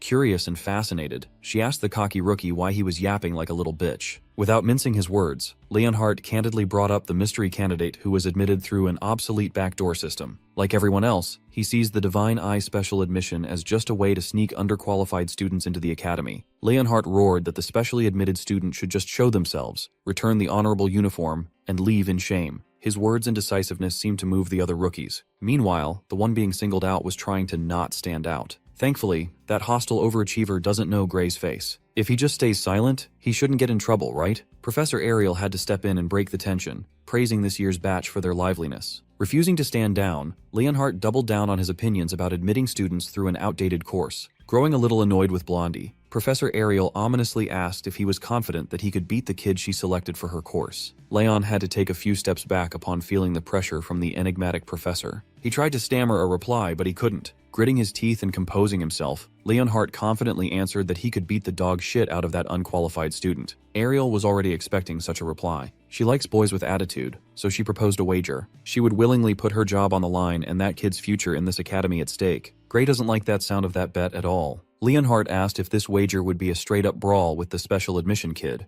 but Professor Ariel wouldn't do such a boring and boorish thing. She's also certain that if her boy goes all out, little Leon would end up dead in a ditch. As an educator, she can't possibly put a promising student's life at risk. Her words cut through Leonhardt's pride like a hot knife through butter. If she was trying to rage bait him into making a bet, it certainly worked. Professor Ariel proposed that they make the wager about monster subjugation instead. That way, it will be a little safer for every party involved. Besides, she knows that Leonhardt excels at fighting monsters more than against humans. The details are simple. Both participants must kill the monsters she picks as targets. Each round, the target monster will increase in strength. Whoever gives up first and fails to subjugate the target loses. If her boy loses, she will gladly retire from her respected position as professor, and she will expel every special admission student under her care. But if little Leon loses, he'll have to do whatever she says. I know a lot of you would accept being red-haired professor's slave in a heartbeat. Before accepting, Leonhardt asked what the first target monster would be. Although he's confident that he can handle and execute any opponent, he'd rather not be caught up in some weird shit. After a little deliberation, she came up with the perfect first target. She wants the head of an ogre general on her desk. If it's too easy for little Leon, she would gladly increase the difficulty. But based on the crowd's reaction, there's no need for that. While everyone was calling her demands over the top, Gray was trying to figure out why she would pick an ogre general, specifically, a monster he had already slain. Leon, on the other hand, banged his fist on the podium. He vehemently argued that an ogre general is not a monster that someone can subjugate on a solo run. Seeing Blondie protest, she lowered the difficulty and set the time frame for the whole year. Little Leon still refused to play along. He argued that if someone could single-handedly kill a disaster-level monster with just a year of training, people wouldn't suffer. If they are to go through with this absurd bet, this pussy demanded a more realistic target. Then, he got it through his head that this clever woman deliberately chose a monster no one can defeat, so they can end the bet without a clear winner. Since he kept on bitching, Professor Ariel relented and added one more stipulation to the bet. If it results in a draw, little Leon wins. In other words, if her boy fails to defeat the ogre general within a year, she will gladly step down and expel all her special students. With all the stipulations to give Leon as much advantage as possible, he will look like a pussy if he still refuses. Knockoff Lloyd Forger has to realize that he's being played here, and the outcome is already decided. But he was swept by the professor's manipulation, forced to accept a seemingly airtight wager. For the record, he asked if a weakened or injured General Ogre would count. It goes without saying that the monster has to be in its natural fighting form. To seal the deal, the eye under the professor's monocle glowed as her magic formed a contract. Every detail has been listed and imprinted in the magic contract. All little Leon has to do is sign it if he's ready. With the entire faculty and every other freshman as witnesses, he willingly signed his name on the arcane document. After finalizing the deal, he hesitantly asked if the kid admitted through the back door could seriously win. Professor Ariel didn't bother giving him a straight answer. The other professors just watched in their seats, seemingly used to the old red-haired raccoon's shenanigans. They all see her as a mage well past her prime, bored and just doing random stuff for shits and giggles. In his seat, Gray sighed in defeat as the bet to determine his future was officialized out of his control. He also noticed that she deliberately worded the stipulations to include the ogre general he killed in the time frame. This bet was a done deal the moment it began. Professor Ariel played Leon and everyone else, and Gray was the only one who saw it. She sure plays dirty, but having someone like that on your corner is a massive boon.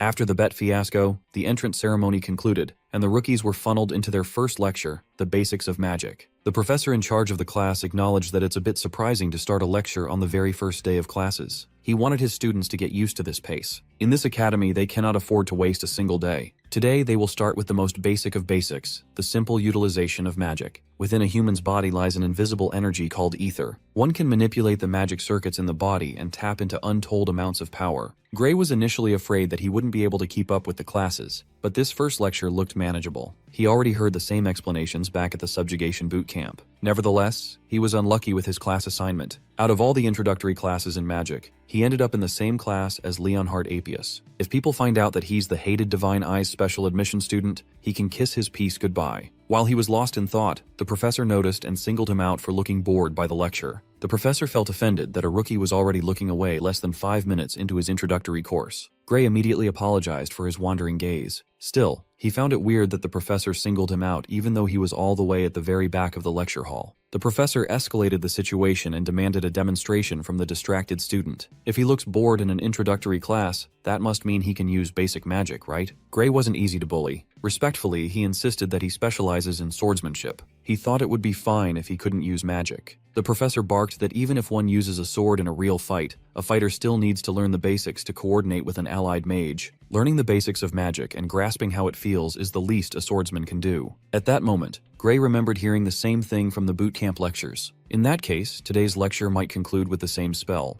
To confirm, he asked if today's lecture is aimed at learning the simple, yet effective ether bullet. Since he knows the name, the professor assumed that he could use it. Gray thanked the gods for the hellish boot camp he had to grind through. Since this would be a good opportunity for a proper demonstration, the professor decided to make this a one-on-one match and called this year's top swordsman, Leon, up to the stage. Blondie gladly stood up and paid his respects to the professor. With that said, he explained that he was trained in sword and magic before he even started school, so it might be a little risky for a normie to go up against him. The professor asserted that no matter how big the skill gap is, ether bullets are non-lethal, so there's no need to hold back. In addition, he revealed that Gray is this year's Divine Eye student, knowing how much Leon despises the nameless backdoor student. Every student in the lecture hall turned to Gray, committing his face to their memories. This was a setup from the very start. He couldn't even get through the day without being doxxed by a freaking professor. That old fart deliberately revealed his identity with nefarious intent. Hearing that he has a chance to shoot a literal bullet through the guy he hates, Leon readily accepted to show a backdoor baby the ropes. This is an opportunity to show an unqualified outsider what kind of place World Union Academy really is. With his veins popping out in rage, he demanded that Gray step the fuck down.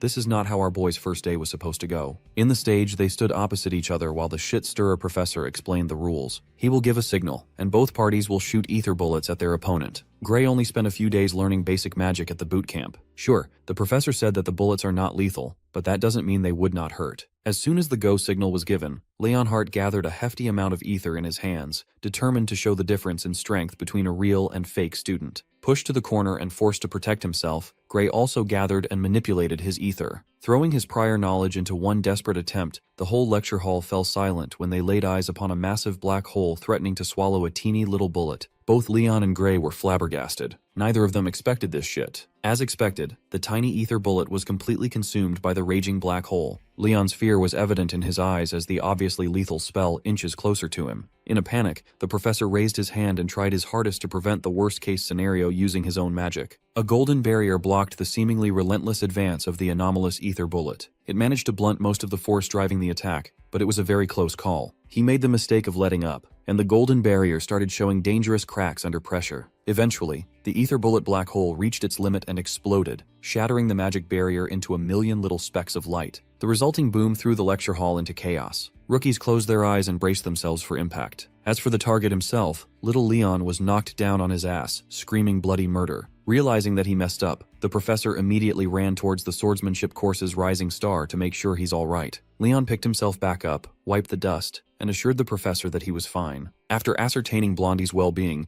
the professor turned his attention to the one who almost blew the whole place up. Had the barrier failed to dampen the impact, that abnormal ether bullet could have killed Leon and injured many. Even amongst veteran magic professors, no one could cast an ether bullet that strong in the academy. He desperately wanted to know what the young man did to produce such a destructive output. Gray himself was confused. What he just unleashed was definitely on another level compared to the feeble bean that his opponent threw. Could the spell he learned as part of the subjugation squad differ from the one that they teach at the academy? He asked the professor if he had messed up in any way, but the geezer was fairly certain that what he shot was definitely an ether bullet. The only glaring difference was the quality of the spell. What Gray just used to juice up the spell was not normal ether. That size and power can only be achieved through the use of supercompressed ether. None of the rookies has heard, let alone understood, the term. Supercompressed ether is something that even experienced professors have trouble producing and studying, yet this controversial student casually used it to reform a basic spell. No one in this academy can replicate that. Now the students are starting to feel respect and a bit of fear for the guy who has been admitted through the divine eye. They also protested that Gray should have been enrolled in the magic course instead. As far as he remembers, all spells learned by the subjugation squad were precisely like the one he just used.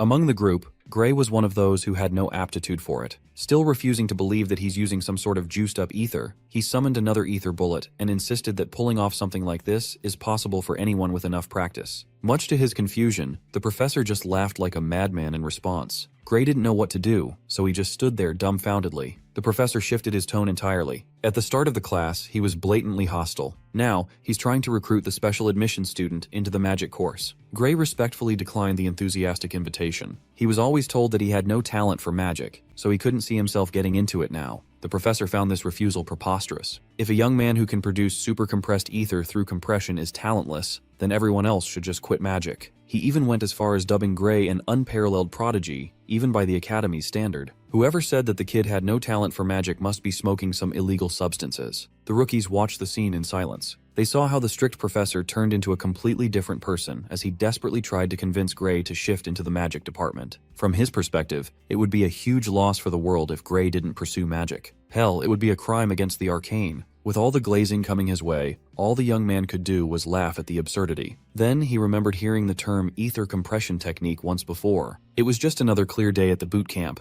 and one of the heroes was conducting a lecture. She chronicled how, in the past, people didn't know OD, also known as life force, existed. Due to that gap in knowledge, it was very difficult to cast proper magic. One must continuously compress ether within the body to achieve the desired effect through a spell. This primitive method only gathers a tiny bit of OD. Miss Lecturer, Bella Albright, the great sage and the strongest mage of the future, found the way they practiced magic just a decade ago laughable. Gray asked the professor if he had ever heard of OD. The question stumped the old man. He was not familiar with the term at all. Judging by that reaction, it sounds like the world still hasn't discovered this revolutionary magic concept at this point in time. If that's the case, then the basic stuff Gray learned in the subjugation squad can be considered knowledge from the future. He finally realized that he must be careful not to leak this type of information. For one last time, he refused the incessant offer to transfer to a different course. His true love is the sword, so he would have to pass. The professor sighed in defeat and helplessly accepted the young man's decision to stick with blades. But he also left Gray an open-door invitation to shift apartments whenever he feels like it. Feeling a headache coming on, the young man awkwardly thanked the animated geezer for the generous offer. After that demonstration, both participants were asked to go back to their seats. The professor promised to never chide Gray anymore during class. In fact, he wouldn't mind if the kid left if he ever got bored. The professor believes that this baby stuff is far too basic for a prodigy like Gray. Gray descended the stairs while subjected to hostile glares. Now he's ascending with reverence from the professor and his peers. Meanwhile, his victim was still standing on the ruined stage, blushing and feeling his lion heart beating fast for Lord Gray. He didn't see how Leonhart looked down there, but Gray certainly felt the chill coming up his spine. After the first lecture, he received a personal note from Professor Ariel asking him to meet at her office after classes. He basically got summoned out of the blue. It would be troublesome if old Professor Carlos were behind this sudden summons. After walking around for a few minutes, he finally found the office door that bears the mark of the divine eye. He intended to knock, but the door softly opened, gently letting him in.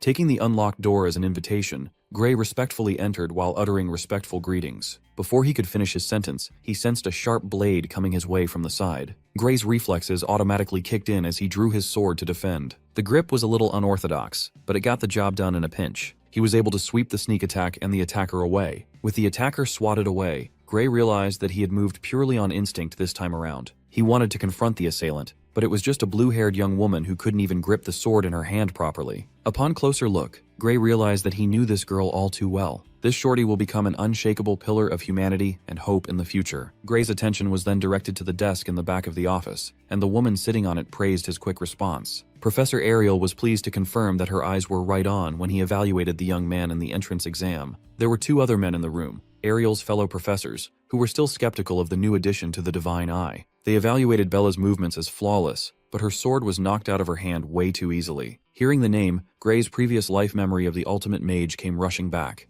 Who would have thought that the sorceress would look so quaint in her younger years? Meanwhile, Ariel is hassling her colleagues to just admit that they were wrong instead of making excuses. In the end, the other professors ponied up and gave their gambling addict co-worker her winnings. They observed the split-second exchange in the door and had to admit that Gray was here for a reason. Confused and uncomfortable, the young man asked what was happening and why he was called on. Ariel simply explained that they were betting on whether the new kid could fend off a surprise attack from Bella or not. Thanks to that, she made some good money today. As thanks, she tossed a portion of her winnings to her new student. He promptly caught the coin and found a glimmering gold piece in his hand. A single gold coin is practically a small fortune. Although they admittedly lost the wager, the other professors also brought up a glaring detail they had missed in the entrance exam. From that exchange earlier, they became certain that the young man deliberately avoided using his dominant arm to defend. It was almost as if he was trying to protect an immobile arm. The most likely explanation for that quirk would be an injury. But rather than an apparent physical injury to the muscles that any professor would see through, this kid is suffering from a deeper kind of wound. A simple injury would not cause someone to tense up in such an unfamiliarly hostile ambush. Gray was surprised that the professors had deduced so many details correctly just by watching him draw his blade to defend. Well, they are educators in the most prestigious educational institution for a reason. Though they were slower to notice compared to Ariel, they still inferred a clear picture. With that being said, Ariel shooed her co-workers away now that she had their money. They missed out on a rare find and she won't give Gray up. For now, the professors would gladly admit that the kid has potential. But if that wound doesn't heal and continues to fester, Gray will remain as the guy who failed to meet the academy's standard, but was accepted anyway. He did not like the threatening cut of that professor's tongue at all. When the skeptical professors vacated the office, only Ariel and her students remained inside. With the nuisances out of the way, it's time to start the real agenda of this summons. She called him today to discuss the topic of magic. After serving some aromatic tea, Professor Ariel reiterated what she heard happened in Professor Carlos's class. She found out from the man himself. That persistent idiot stormed into her office, demanding the new kid's transfer to the magic course. She obviously declined such a ridiculous request. In her scrutinizing eyes, Gray would become a much scarier beast, wielding a sword rather than magic. Upon removing her monocle to elaborate on what she meant by that, Gray was stunned. Professor Ariel doesn't see signs of a genius in magic compression at all. He doesn't even show signs of having practiced magic on a deeper level. Gray felt a little unsettled after getting scanned and read like an open book with that bizarre eye. Seeing as lying would be utterly useless in this situation, Gray admitted that all of what she speculated was correct. Curious, she gently asked if he would be willing to share the trick used to conjure that black hole ether bullet. She promised complete discretion and a reward in exchange for that valuable info. She really wanted to know about this promising concept for Bella's sake. While sipping on tea, Gray's tongue almost slipped and called the young Bella by her future title. Professor Ariel called the young woman a pure genius when it comes to magic theory, without the means to wield what she can theorize. For some unknown reason, she has no capacity to use ether compression, let alone the mythical super compression. Based on some loose intel from the future, he knew that Bella Albright was a late bloomer. Her lack of talent in the practical department must be the reason. Ariel set this meeting up after she heard about the super compressed ether bullet that nearly killed Leon. If there is a way to use super compressed ether without the inefficient act of internal compression, it would be a game changer. Professor Ariel is desperate for solutions. She doesn't want to see one of her girls sent to Professor Bradley. Everyone in the future would know that accursed name. It's impossible not to be aware of an extremely infamous grade A bastard. He conducted countless independent human experiments for the sake of advancing his field, murdering many in the process. On top of that, he would cause cataclysmic magic disasters that would claim the lives of tens of thousands. Professor Bradley is history's worst magic criminal in existence. In this era, the deranged mass-murdering magical terrorist hasn't been caught yet. If Bella can't create super-compressed ether by the end of the year, she will be sent to the deranged professor to undergo a high-risk surgery. Anyone with common sense would see this as a bad idea. Professor Ariel could not agree more. Though the surgery is under the pretense of enhancing magic abilities, it's just blatant human experimentation with no certainty. It hasn't been made public yet, but she's already hearing rumors of the lunatic's inhumane crimes. Some victims have died, while others were left broken beyond hope. Bella chimed in that although it's dangerous and scary, she will be expelled by the end of the year if she doesn't produce any results. In all honesty, Professor Ariel would rather have her girl quit magic in the academy for good than have that perv mess with Bella's body, Gray quietly deliberated. He possesses magic theories that do not exist yet. If he shares something so drastic, the course of history will completely veer off track. He watched young Bella clenching her fists in frustration and fear. Gray remembered his last moments facing the Liquidator. That frustration, fear, and hopelessness are way too familiar. He was just cannon fodder trained to fall in one shot. A helpless spectator while the heroes who were supposed to save the world were sliced apart like fresh meat. Knowing the future waiting for him if he doesn't make some moves, why would he not want to change the course of history? That hellhole people call the future is much better off changed. By the time his tea was finished, he had agreed to try to teach Bella as best as he could. She will be using super compressed ether in no time. After the meeting, the three headed to the arena as the sun began to set. Gray busted out the chalkboard and tried his best to articulate what he learned from the boot camp lectures. After squeezing every bit that he could remember, he asked the girls to keep this privileged information amongst themselves. Information leaks won't be a problem since the professor drafted a magic contract beforehand. Those who break the contract shall die. After giving them the rundown,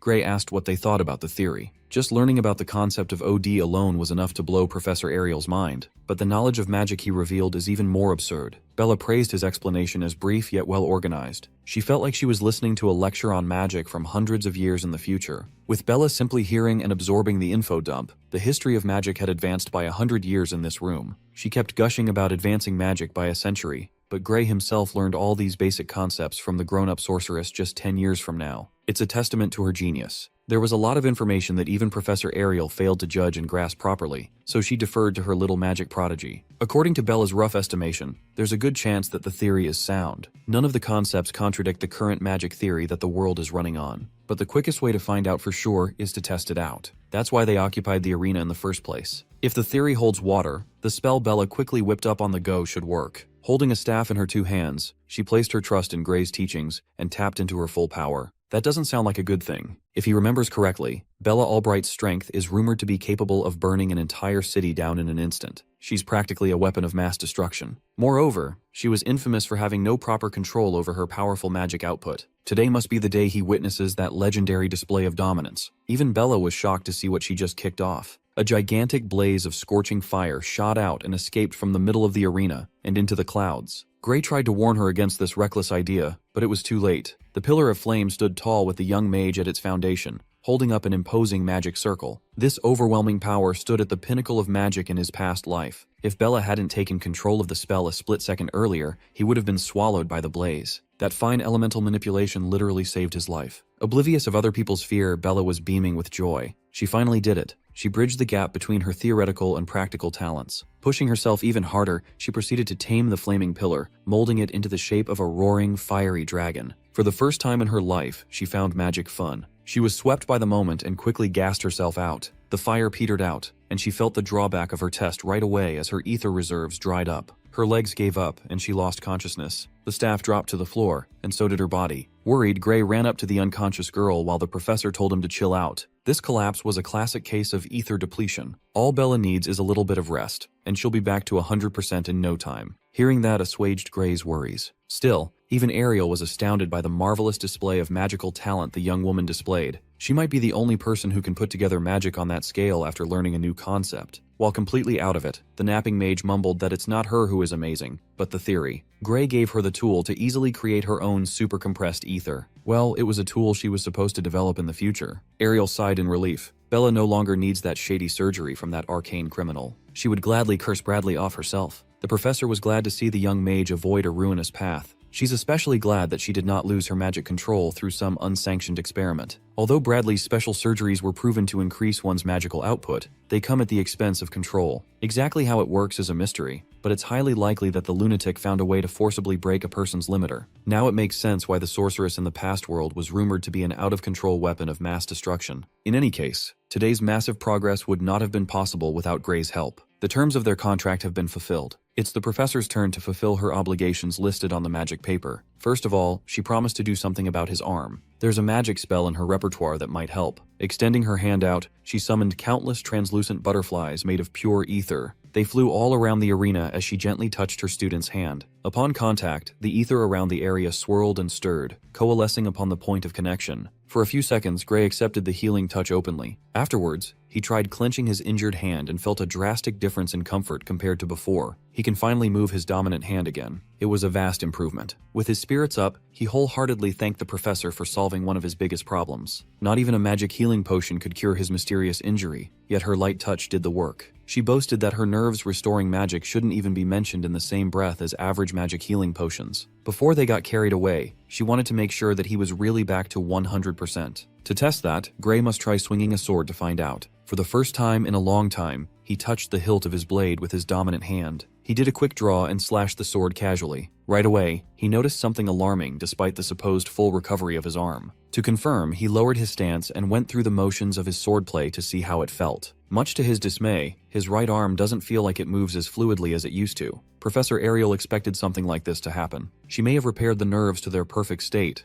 but her magic can't heal the wounds in the young man's soul. Hearing her mention the soul confused Gray. While today's magic knowledge hasn't proven the existence of the human soul, Ariel is a firm believer that it does exist. After all, she can see it with this special eye of hers. Hiding underneath that sparkly monocle is an all-seeing eye that could see through everything. Right now, she can see Gray's soul slowly healing itself over time. She theorized that as long as he doesn't overexert himself, he will recover naturally. He innocently asked if practicing his swordplay would count as overexertion. The professor replied that it doesn't. He can train normally. Rather than that, she asked him what kind of swordsmanship he practiced that could harm one's soul so badly. Then again, swordplay that uses one's soul as fuel is not a new idea. In fact, she knows a certain someone who has the same capability. Amy White is another student of the Divine Eye Special Admission course. She reckoned that there must be some connection between these two students of hers. Gray was shaken and confused as to why Professor Ariel would think that way. He hasn't even encountered the future sword saint in this timeline. Ariel assumed that Gray knew Amy based on the way he wielded his sword. It gives the impression that he learned it from that sword nerd.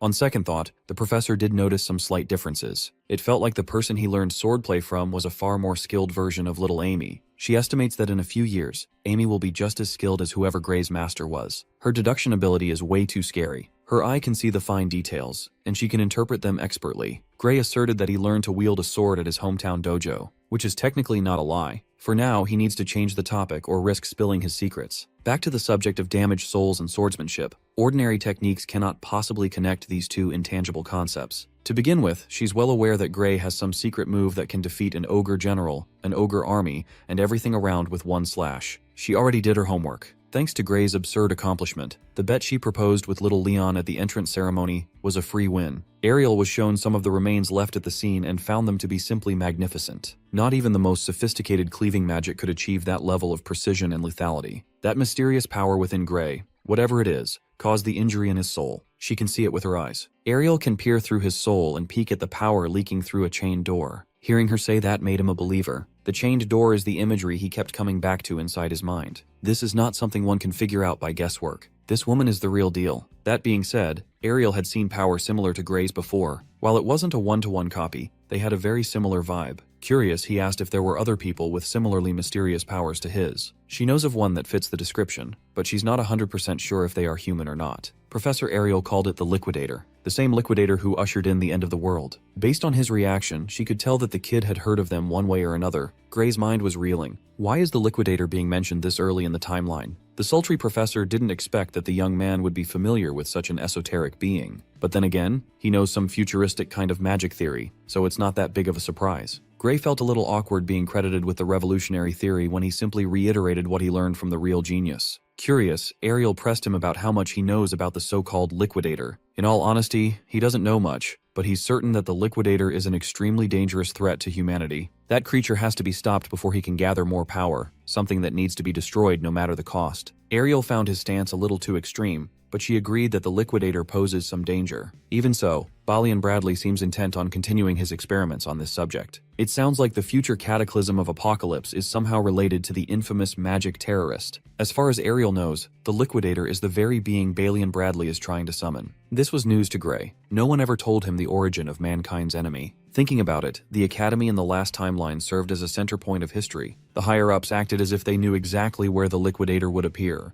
There's a high possibility that the World Union Academy itself had a hand in summoning the Liquidator all along. The professor and the secretive freshman agreed that this extremely reckless experiment had to be stopped before it got out of hand. Unfortunately, the one running the studies is also a tenured professor. Ariel doesn't have the authority to shut him or his experiments down. She already tried to push the higher-ups to move, but they simply wouldn't listen. Unfortunately, she doesn't have the authority to divulge any more information to a mere student. The bottom line is, unless orders come from above, no one can force Balian Bradley to stop his lunacy. Gray was hoping to at least get the names of the Academy's higher-ups, but that's out of the question for now. It looks like the Academy's leadership is more tangled than he thought. But if he can prove that Professor Bradley is a dangerous criminal, maybe they could have enough bullets to change things. In the previous timeline, Balian's illegal experiments claimed the lives of tens of thousands, and Gray knows where these atrocities will happen. There shouldn't be any harm in sharing this information with Professor Ariel. This way, they can catch the maniac red-handed. But she outrightly shut down the idea. Entering an Academy professor's research facility without permission is considered a heinous crime on its own. They might have to produce hard evidence in a different way without risking prison time themselves. But if Gray can deliver some hard proof right now, that might change things. If not, then they have no choice but to shelve this idea for the time being. It sounds like Ariel is aware of the possible dangers, but her hands are tied by bureaucracy and Academy politics. It's frustrating, but understandable. More importantly, she wants to delve deeper into the topic of Gray's mysterious power. She teased that there might be a way to learn how to control that lethal weapon. There's a professor in the Academy who specializes in dealing with unknown forces. Gray's case is the perfect puzzle to solve. Professor Heathcote Longfellow is his name. Gray had heard the name before. Heathcote Longfellow was the one who trained the Sword Saint herself. He's a legendary figure. Ariel knew that this idea would catch the young man's interest. She promised to arrange a private training session with the stoic professor for tomorrow. Gray gratefully accepted Ariel's aid. The very reason he came to the Academy was to master this power after all. He didn't expect to find a solid lead so quickly. Things are finally looking up. The very next day, Gray found himself in close proximity to the stern professor. His first private lesson from Heathcote Longfellow is underway. Ariel certainly worked fast. Gray expected some hardcore training or extensive theoretical lessons, but Professor Longfellow dragged him to the woods, and now they're running in circles. They're still inside the Academy zone, but they're in the middle of a thick patch of forest. While he was trying to figure out the purpose of this aimless running, Professor Longfellow scolded him for letting his mind wander. Instead of thinking stray thoughts, he should be picking up his pace instead. They must run and push the body to its absolute limits. Longfellow believes that the power of the soul truly awakens once every drop of physical strength is burned away. Gray is prohibited from touching his sword until every little iota of his stamina has been spent. The young man can't see the bigger picture yet, but he completely trusts Heathcote's methods. Still, while he's out here running laps, Balian is carrying out inhuman experiments to summon the arbiter of the end. It's hard to get your mind off that nagging thought.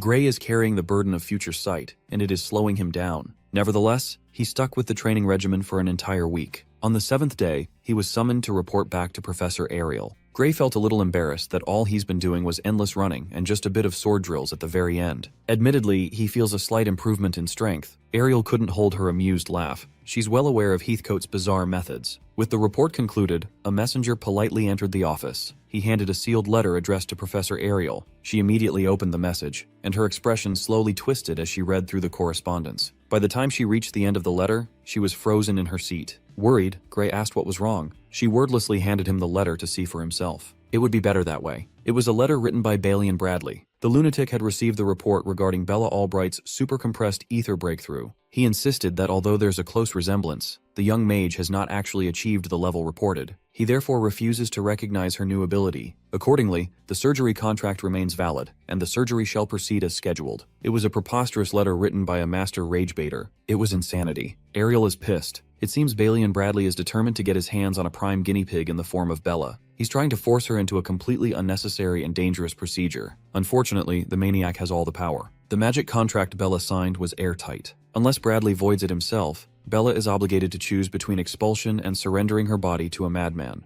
Gray refused to accept that bullshit. Ariel concurred. This letter lit a fire under her ass to act with no regard for bureaucracy, and she needs Gray's help. She wants to know the location of Bradley's secret lab. It will be risky, but she must expose that bitch as a criminal to render the outrageous contract null and void. Finally, she's down to getting her hands dirty. This is precisely what Gray needs. Gloatingly, he asked why she had changed her mind when exposing a fellow professor without solid proof on hand, which poses a risk that is too high. Well, they are past working within the bounds of the law. She's putting her faith in Gray in order to protect another one of her precious students. From the very start, her eye had foreseen that this would happen, that Gray had been telling the truth this entire time. It took some time and a blatantly absurd letter to admit it, but Ariel is finally awake. It's time for Gray to lead the way, guided by knowledge of the future. Together, they will bring that psycho's crimes against humanity to light. The Dark Swordsman returns. As far as he knows, that vile laboratory is hidden in the mountains near the village of Toruel. Professor Ariel vaguely recalls news that one of the other faculty members had been given authorization to construct a lab there. This means those illegal and inhumane experiments have been sanctioned by the Academy. There is no better place to conduct illegal research than the mountains of Toruel. Practically no one will bat an eyelid if he stays there for long.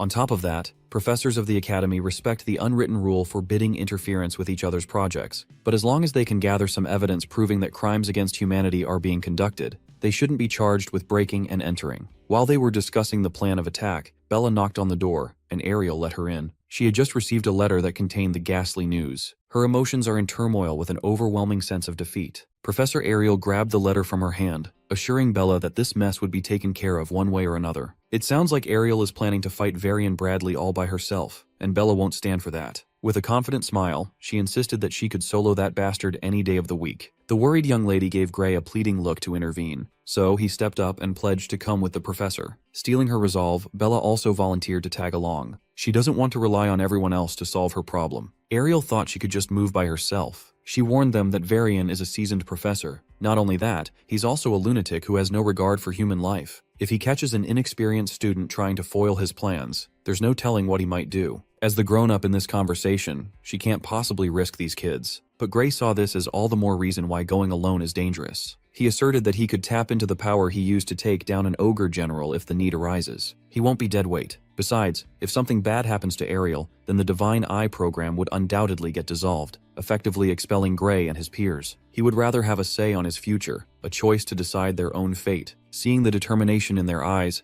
Ariel could not possibly say no. They made it sound like they would still come, even if she forbade them to. In that case, she would agree to make this a team mission under one condition. No matter what happens, they must prioritize their own safety first and foremost. Gray and Bella readily accepted the stipulation. After wrapping up some precautionary measures, the three ventured into the haunting mounds of Toruel Mountains. Tucked inside and hidden away, Varian Bradley's sprawling private laboratory lay before their eyes. It's hard to imagine what kind of horrors are going on inside those towering walls. Once again, the primary objective of this mission is to gather evidence of criminal activity. Nothing more, nothing less. With distinct rage in his eyes, Gray confirmed that they were in the right place. On the other hand, Bella felt apprehension. She's unsure if they could really pull this off without any trouble. Professor Ariel already did her homework. Varian Bradley should be at the Magic Society's conference right now. The lab should be Varian-free. Still, there's a good chance that the main gate is riddled with all sorts of traps. Just to be safe, they should bust through the side wall and make their own entrance. Breaking into an Academy-authorized lab is already a crime anyway. There's no difference regardless of what method they use. One last time, Ariel gave Bella the chance to go back if she changed her mind. Gripping her staff tightly, she cast all her doubts aside. She asked if the professor was really willing to go through all this trouble for someone like her. Gray interjected and answered that this operation is not solely for her sake. Stopping Varian Bradley's devious plans is for the world's sake. If they don't do something now, countless people will die and the whole world will suffer. Professor Ariel found his reasoning a little exaggerated,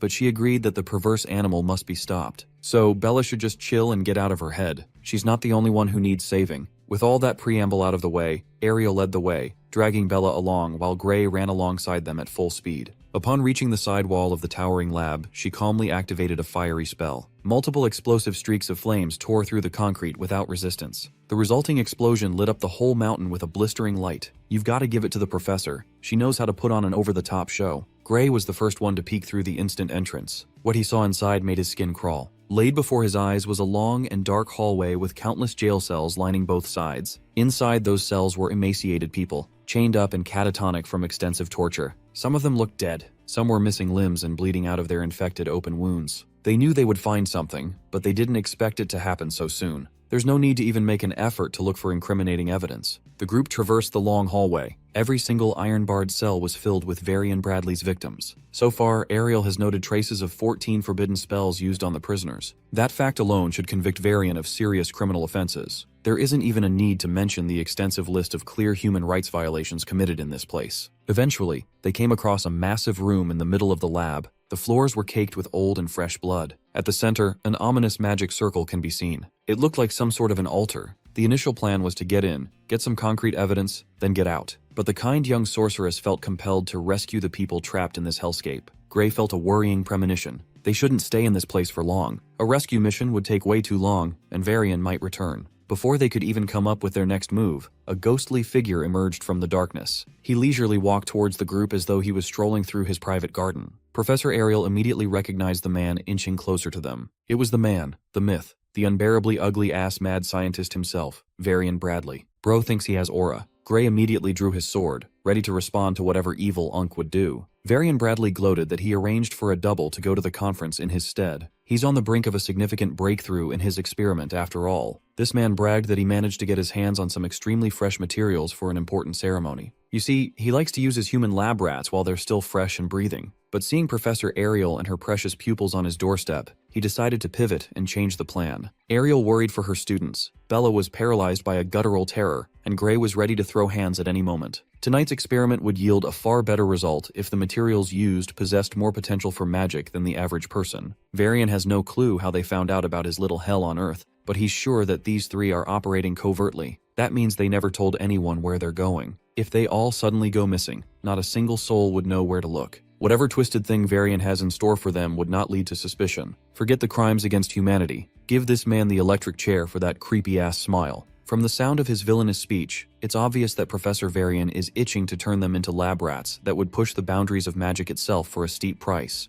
Since they had already seen all the dirty laundry, they could not be left alive. He might as well make use of their magic potential as best as possible. In the middle of his grandiose monologue, Varian found a massive fireball heading for his dome. The spell exploded with a fiery boom that lit up the desiccated room. Surprisingly enough, the attack didn't come from Professor Ariel. It came from the future great sage herself, Bella Albright. Looking at her determined expression, it seems like her initial fear is gone. Unfortunately, a sneak attack of this caliber won't do the job. Varian protected himself with a barrier in the nick of time. Even so, he praised the girl's potential and magnificent decisiveness. He attributed the discovery of such an exceptional talent to Ariel's divine eye. He had never really paid close attention to special admissions classes before. Perhaps he should start looking closer at the other recruits in that controversial batch. Nevertheless, a mere academy student trying to assassinate a professor would never work. The gap is too wide. Tossing away all her fears, Bella accepted that it would be better to get her hands bloody rather than be killed. She barely missed her chance, though. Worried for her students, Ariel issued the order to retreat. They already have their evidence, and the academy should be able to handle the rest. Professor Varia won't just let them walk away freely. Before they could take one step away, a burning black energy shot out of the deranged professor's scepter. In retaliation, his primary target was Bella. She looked like a deer caught in headlights. Ariel had to move quickly on her feet to take the brunt of the attack with her radiant barrier. With utmost focus, she strengthened the barrier while the dark energy persisted.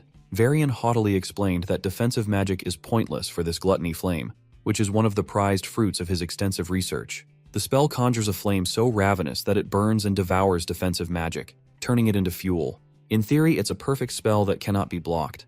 Its only downside was the required use of some rare biological material to cast.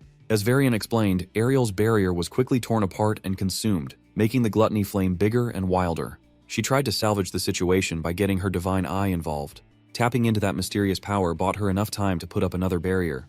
When the first layer finally gave in, the second layer took the brunt of the supercharged forbidden magic. As expected, Ariel's second barrier was also corroded and absorbed by the flame in a matter of seconds. Fearing the worst, she tossed a spell memory pouch to Bella and Gray. She reckoned that if Heathcote sees the pouch, that man will know what to do. Instead of taking the evidence and running, Bella put up a barrier of her own instead. Ariel started panicking. She already accepted that this might be the end of the line for her, but it doesn't have to be for her students. Even so, Bella wasn't into the idea of ditching her professor in the middle of battle when she still had some gas left in the tank. Ariel brought up the promise they made before this mission. They all agreed that if something goes wrong, survival must be prioritized. Varian's magic is clearly unnatural. All Ariel can do is buy time with her quickly degrading defensive spells. While arguing with her student, that defensive spell finally broke apart. She felt the rebound of her spell breaking, and Bella quickly picked up the slack. Her translucent barrier matched Gluttony Flame's power impressively. Bella analyzed Varian's attack and figured that it's not that strong by itself. It just needs a slightly different kind of defense magic to counteract. Seeing his flame stop in its tracks, Varian almost crashed out. The counter-magic theory for this spell is known to only a select few, so how could a mere student figure it out? Bella nonchalantly answered that someone special had recently taught her some new theory. With it, every spell had become way easier to decipher. From the brink of crashing out, Varian went full-on psycho. He thinks someone from his inner circle betrayed him and demanded to know the name of the traitor. Teasing him with the most innocent expression, kept the identity of her mentor a secret. The man who opened up the world of magic to her is a mere student from the swordsmanship course. He patiently relayed some crazy ideas about magical theory, and with Bella's innate genius, piecing all the information together came naturally. Varian is a victim of a successful rage bait. Look at this man's veins, bro. They're about to pop. Have you been baited so hard that you pull out a suspicious bloody crystal to enhance your killing move further? Crushing the bloody crystal in his hand, the human souls trapped in that thing rushed out to fuel Gluttony Flame even more. At this point, the fire looked more like a sentient beast than an inanimate spell. Varian might be committing crimes against magic and humanity, but his spell looks cool as hell. Even so, Bella estimates that her barrier can hold for a bit longer. She can theoretically extend this standoff infinitely, but her mana reserves won't last for long. At her best, she can probably squeeze out one more minute. With her hands full on defense, Ariel would have to pick up the slack on offense. Using her divine eye, the red-headed professor locked in. Seeing the flow of magic clearly, she saw a spot where the flames were particularly thin. If she can project mana outside the barrier, Ariel might be able to break through. She conjured charged strings of mana to freely flow through Bella's ironclad barrier. From her position to Varian's, Ariel had a clear path to a kill shot. Unfortunately, her winding strings of mana were just too puny to muscle through Gluttony Flames. They slowly petered out until they were completely snuffed out. Varian laughed at the pathetic counterattack attempt. As far as Gray remembers, Professor Ariel's offensive magic is one of the weakest among the staff. Her specialty lies elsewhere. With the Flame's properties, her inherently weak offensive power must have been devoured too. They have to figure out a way to wrap this up quickly. Bella is starting to feel gassed out. Her stance is faltering and her grip is quivering. The barrier might go down any second now. This is precisely why Ariel tried to get her students to run to safety earlier. With all other options exhausted, it's time for the main event, Gray, to take on the burden. Bella didn't know how he could possibly do any damage when there was a storm of powerful magic between his sword and Varian. Gray basically said, "Nah, I'd win." Professor Ariel could read what he was planning, and warned Gray against using his mysterious power again. Using it too soon could render his healing arm unrecoverable, or it could even kill him. Nevertheless, dying alone is better than all three of them dying, isn't it? Besides, they were worrying about nothing. The MC quickly broke through the Gluttony Flame, flashing a deadly red light on the other side for Varian to see. The last thing the crazy professor saw was Gray's unpredictably perfect slash mixed with splashes of his own blood. His brain was still trying to figure out what the fuck just happened while his head was neatly separated from his body. Just like that, Professor Varian Bradley was rightfully executed for his litany of crimes. His executioner is the man who's going to change the course of history. Gray Lee cut that villain's head smooth off. Unaware that her teammate was built like that, Bella Albright was stunned. Silence permeated the area until Varian's head and body hit the floor, dirtying the ground with his vile blood. This is Professor Ariel's first time seeing the real technique that originally piqued her curiosity, and it surpassed all her expectations. She knew it would be a powerful attack, but the extent of damage and lethality it produced was just staggering for a freshman. Suddenly, bits and pieces of the ceiling started raining down from above. Gray went a little overboard with the power output and damaged the structure of the spooky laboratory. While the building slowly collapsed, the baddie professor stepped in to comfort her students. Without as much as lifting her fingers, she suspended the falling debris right before it hit the floor. She sighed in relief, praising Gray's monstrous attack. Glazing aside, Ariel asked for an immediate status check on Gray's body. Rapidly losing grip strength, he dropped his sword. His dominant hand shivered in dull agony. It has gone numb from withstanding the backlash. Nevertheless, the damage wasn't as severe as he expected. After a few moments, he picked his sword back up and felt fine moving.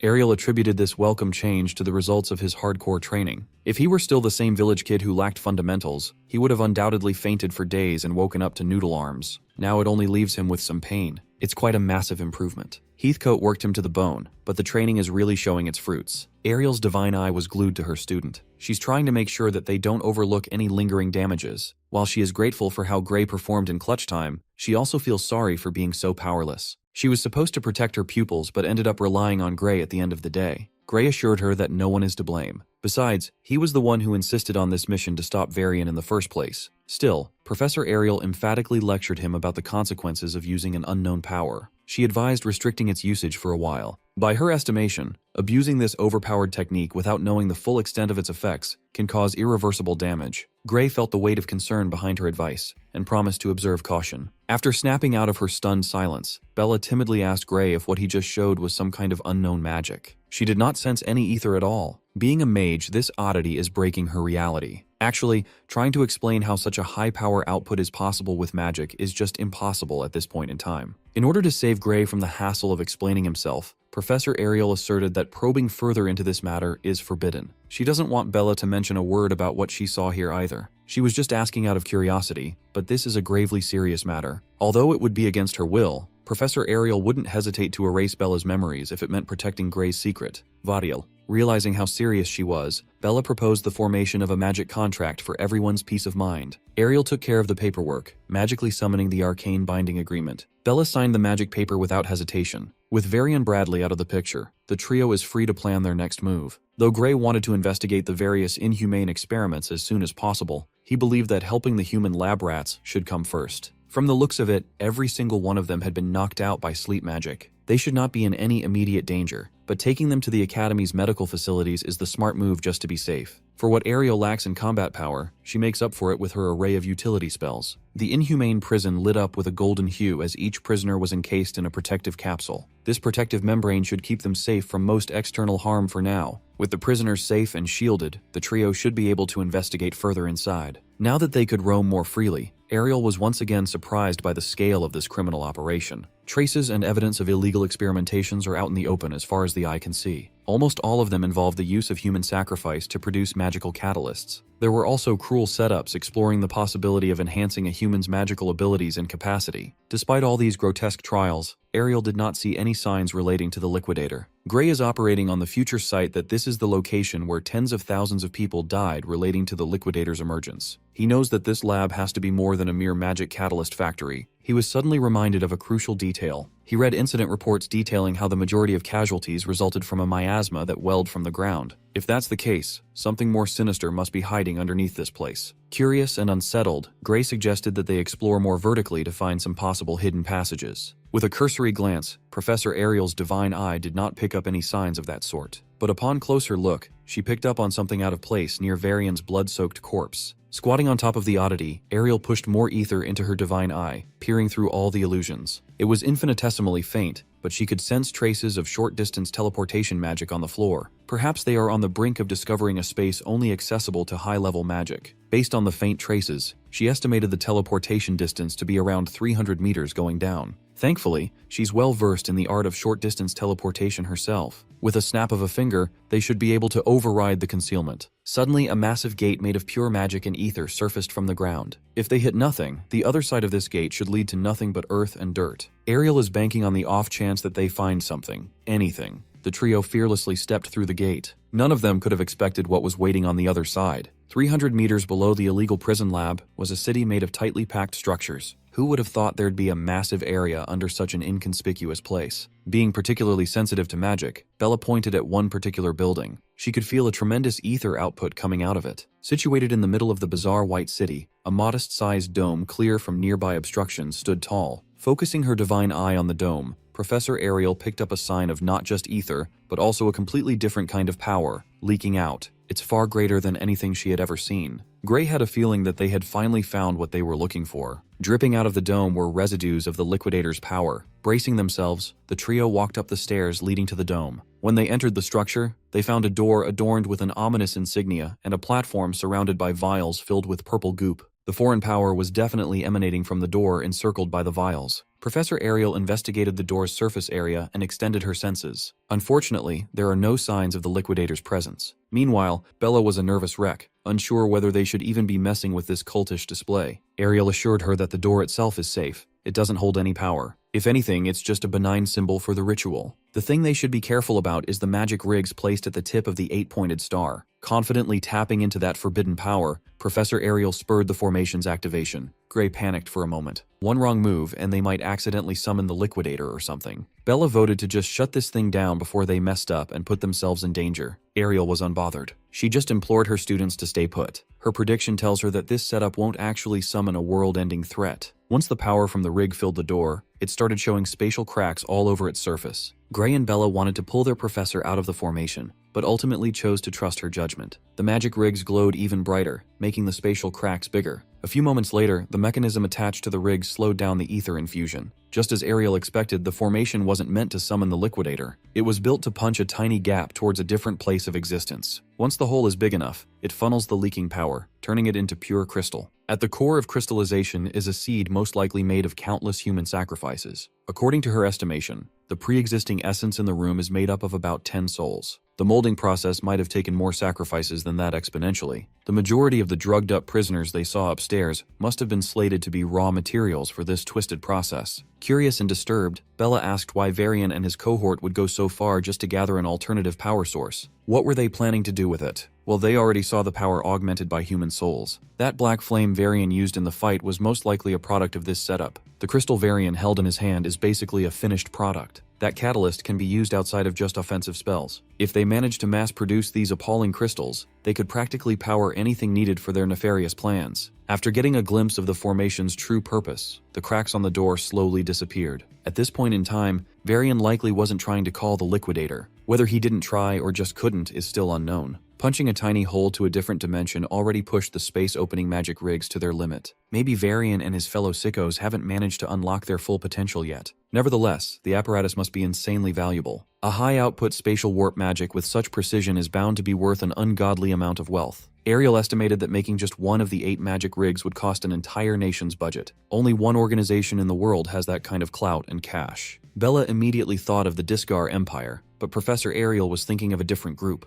The Discar Empire might be the world's biggest country, but it probably doesn't have the magical research resources to build these rigs. There is only one organization whose magical research dwarfs even the Empire's. The one and only World Union Academy. That's right, the same glorious institute they all belong to. Professor Ariel has been around the block for a number of years. She knows for sure that no other research body can support a project of this scale and budget. The World Union Academy, which was supposed to defend the world from threats, is dabbling in some freaky territory. Ariel was 100% certain that all the puzzle pieces pointed to their supposedly stellar academy. Still, that doesn't mean the whole academy is privy to this villainy. Most of the institute must have been just as clueless as they were before stumbling into this dome. Before the timeline reset, Gray saw how the academy's top forces fought with their lives on the line on the front lines. Even beyond the heroic subjugation squads, most students and professors kept protecting civilians right until the very end. After seeing that future with his own eyes, Gray refuses to believe that the academy is pure evil. Ariel agreed with his assessment. She reckoned that most of the academy acts for the sake of humanity and would condemn Varian's illegal activities. However, the academy is massive. It houses countless talented researchers from all over the world. They have access to the best facilities and resources. Hardly anyone in the world can truly grasp the whole picture. Whoever was involved with Varian must have some serious backing and influence. The illegal lab and the magic rigs could not have been arranged with just a professor's authority. With that being said, they cannot fully trust the academy. Ariel has been watching the intricacies of the prestigious institute from the inside for decades. She had learned long ago that it's not an organization to be trusted blindly. Most of the people inside must actually think they are doing what's best for the masses. Hell, even the ones behind this deplorable crime against humanity probably deluded themselves into thinking that they are acting for the greater good. The truth is buried in the dark, and they have barely scratched the surface. Unfortunately, finding the mastermind would be practically impossible at the moment. Ariel swept the area and found no communication devices inside the dome. Not even the Maker's magic residue is left in the rigs. They were in pristine condition. The cover-up is as thorough as it can be. Suddenly, the whole formation self-destructed. A series of deliberately placed explosives went off in unison, destroying the dome from the inside.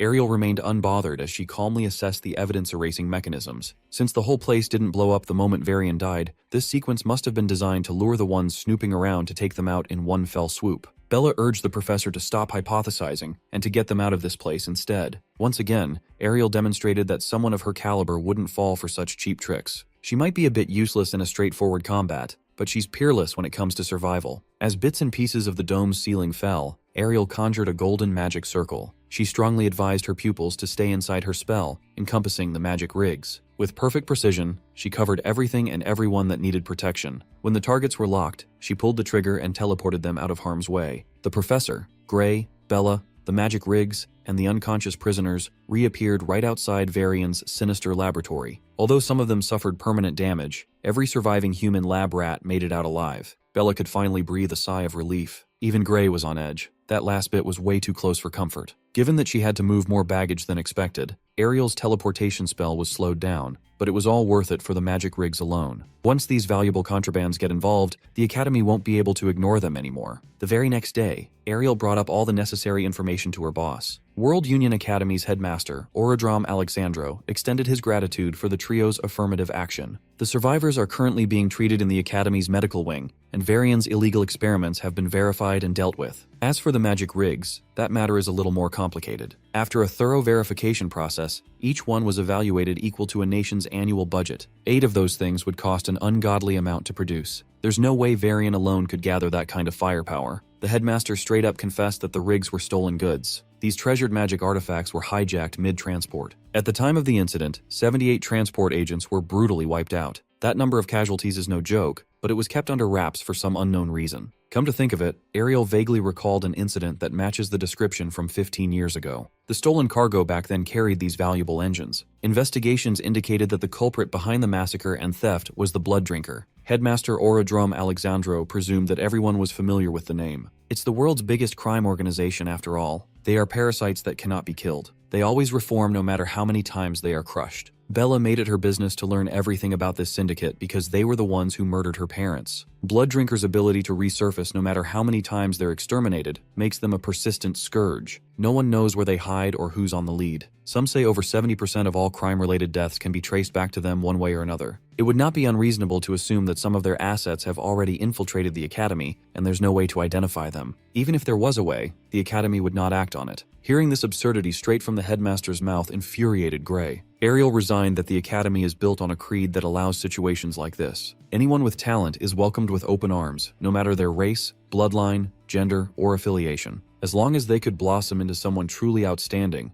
their criminal inclinations don't matter. Bella protested that criminals should be dealt with, not nurtured. Headmaster Alexandro could not agree more. Unfortunately, the higher-ups don't share that view. He might be headmaster in name, but he's resigned to the fact that he's nothing more than an underling in the grand scheme of things. Sure, he is the face of the Academy on paper, but the authority he actually holds is borderline laughable. If Gray and Bella really want to know who's truly running things in this place, then they'd better grind and grow stronger quickly. The more power and potential they prove they have, the deeper they'll be allowed into the Academy's exclusive circles, and the more secrets will be uncovered. Alexandro cannot drop names, but he hinted that one upperclassman student has enough influence to shape the Academy's entire direction. That kid even had a hand in the crazy policy of accepting talented criminals. To keep things simple, if Gray can get stronger than that wildly influential upperclassman, he could change how things are run in the Academy itself. In this place, strength is everything. With a clear goal in mind, both of the Divine Eye students felt the fire of motivation in their hearts. Holding his tongue, the headmaster had one lingering question in his mind. He knows that when it comes to combat, Ariel could not possibly stand a chance against Varian at all. That means one of these two youngsters overcame the gigantic chasm of power between student and professor. Ariel's Divine Eye is sharper than ever this year. Alexandro is eager to see what kind of monster the special program will produce. After the meeting with the headmaster, Gray headed out to a long hallway, deep in thought. Looking at the arm that houses his unknown power, he pondered the importance of power. If he wants to uncover the mysteries surrounding the Academy to ultimately change history, getting stronger is imperative. He needs to shift his focus to getting stronger in any way possible. While he was contemplating how the future would look, someone rudely bumped into him. Forced out of his reflective mood, he looked up and saw the bottom of a shoe rapidly closing in on his face. With insufficient time to react and dodge, he instinctively raised his arms to defend. Gray was sent flying back a few feet away. It was quite an impactful kick. He felt a sharp pain in his arm after tanking an unexpected attack. The assailant clicked his tongue and admitted that Gray was tougher than expected. When confronted, the assailant was oddly offended. He had dark circles under his dead eyes and an emo haircut. He complained that Gray walks around like he owns the place when he's just a mere special admission reject. It sounds like emo here is just another one of those entitled pricks who hate the special slots. This is the first time someone actually acted against him, though. Gray grabbed onto his blade, ready to throw down if needed.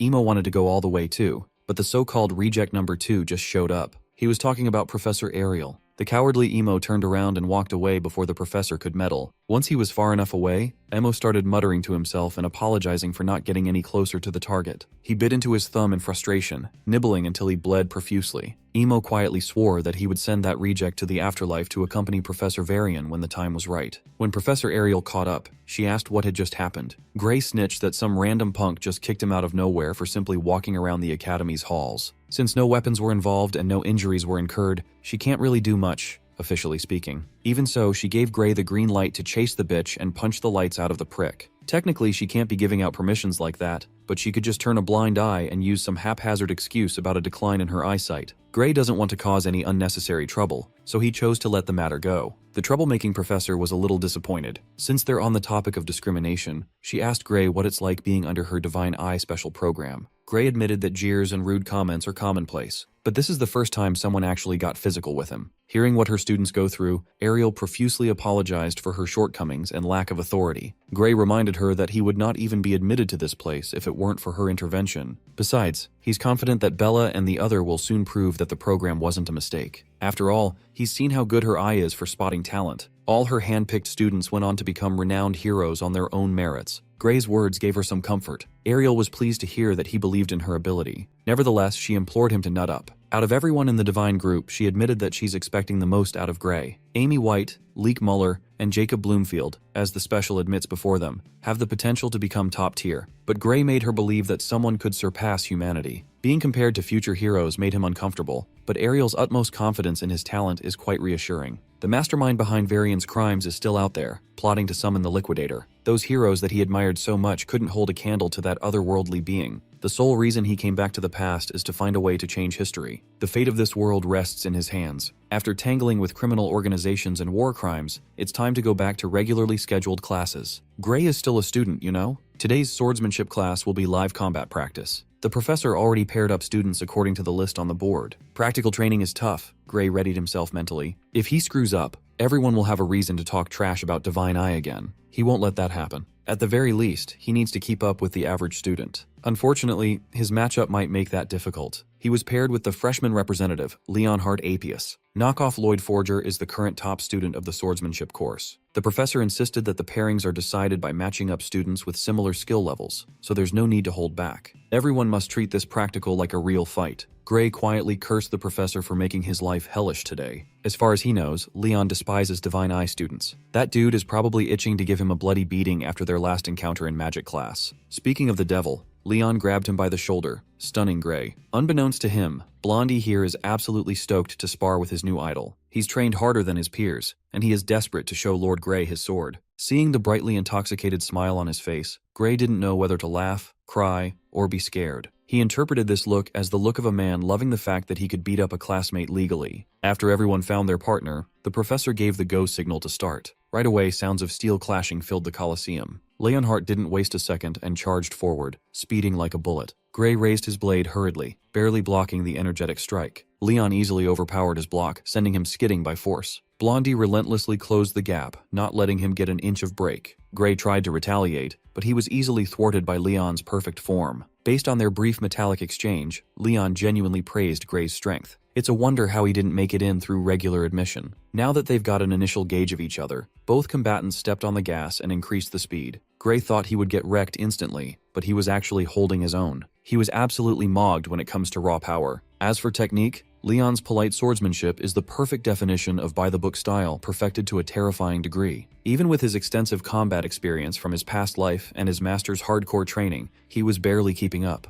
Leonhard Apius is one of those homegrown monsters with a combination of talent and diligence. When their sparring reached its climax, virtually everyone in the field stopped their duels to watch the two. They were all surprised that the Divine Eye student was actually keeping up with their number one. Leon was having the time of his life. He could do this all day if given permission. On the other hand, Gray was struggling with his quickly fading stamina. If it wasn't for Professor Heathcote's hardcore training, he would have gassed out a few clashes ago. On the contrary, Leon looked like he was wholly unaffected. The guy wasn't even breathing hard yet. If this turns into a battle of attrition, Gray would be forced to take the L. Luckily, the professor gave them explicit instructions to treat this practical like it's a real fight. That means they would not be limited to textbook techniques. When Leon tried to hack him in half, Gray ducked out of the way in an unusual stance. He was almost face down, ass up in there. Using his palm, he pivoted his body from the floor. Not expecting such unorthodox movements, Leon was caught off guard. Instead of fighting a losing battle using swords, he resorted to using his feet to limit Blondie's mobility. Gray literally swept that fraud off his feet. While Blondie was suspended in the air, Gray used his sword to capitalize. Looking into his eyes, Leon finally understood what the professor meant when he said to treat this bout like a real life or death battle. Even at such a disadvantageous position, he refused to lose. Ultimately, the blades of both fighters ended up inches away from each other's throats. Gray was in an upright position, while Leon eked out a quick counter from the ground. Gray offered a helping hand and called the duel a draw.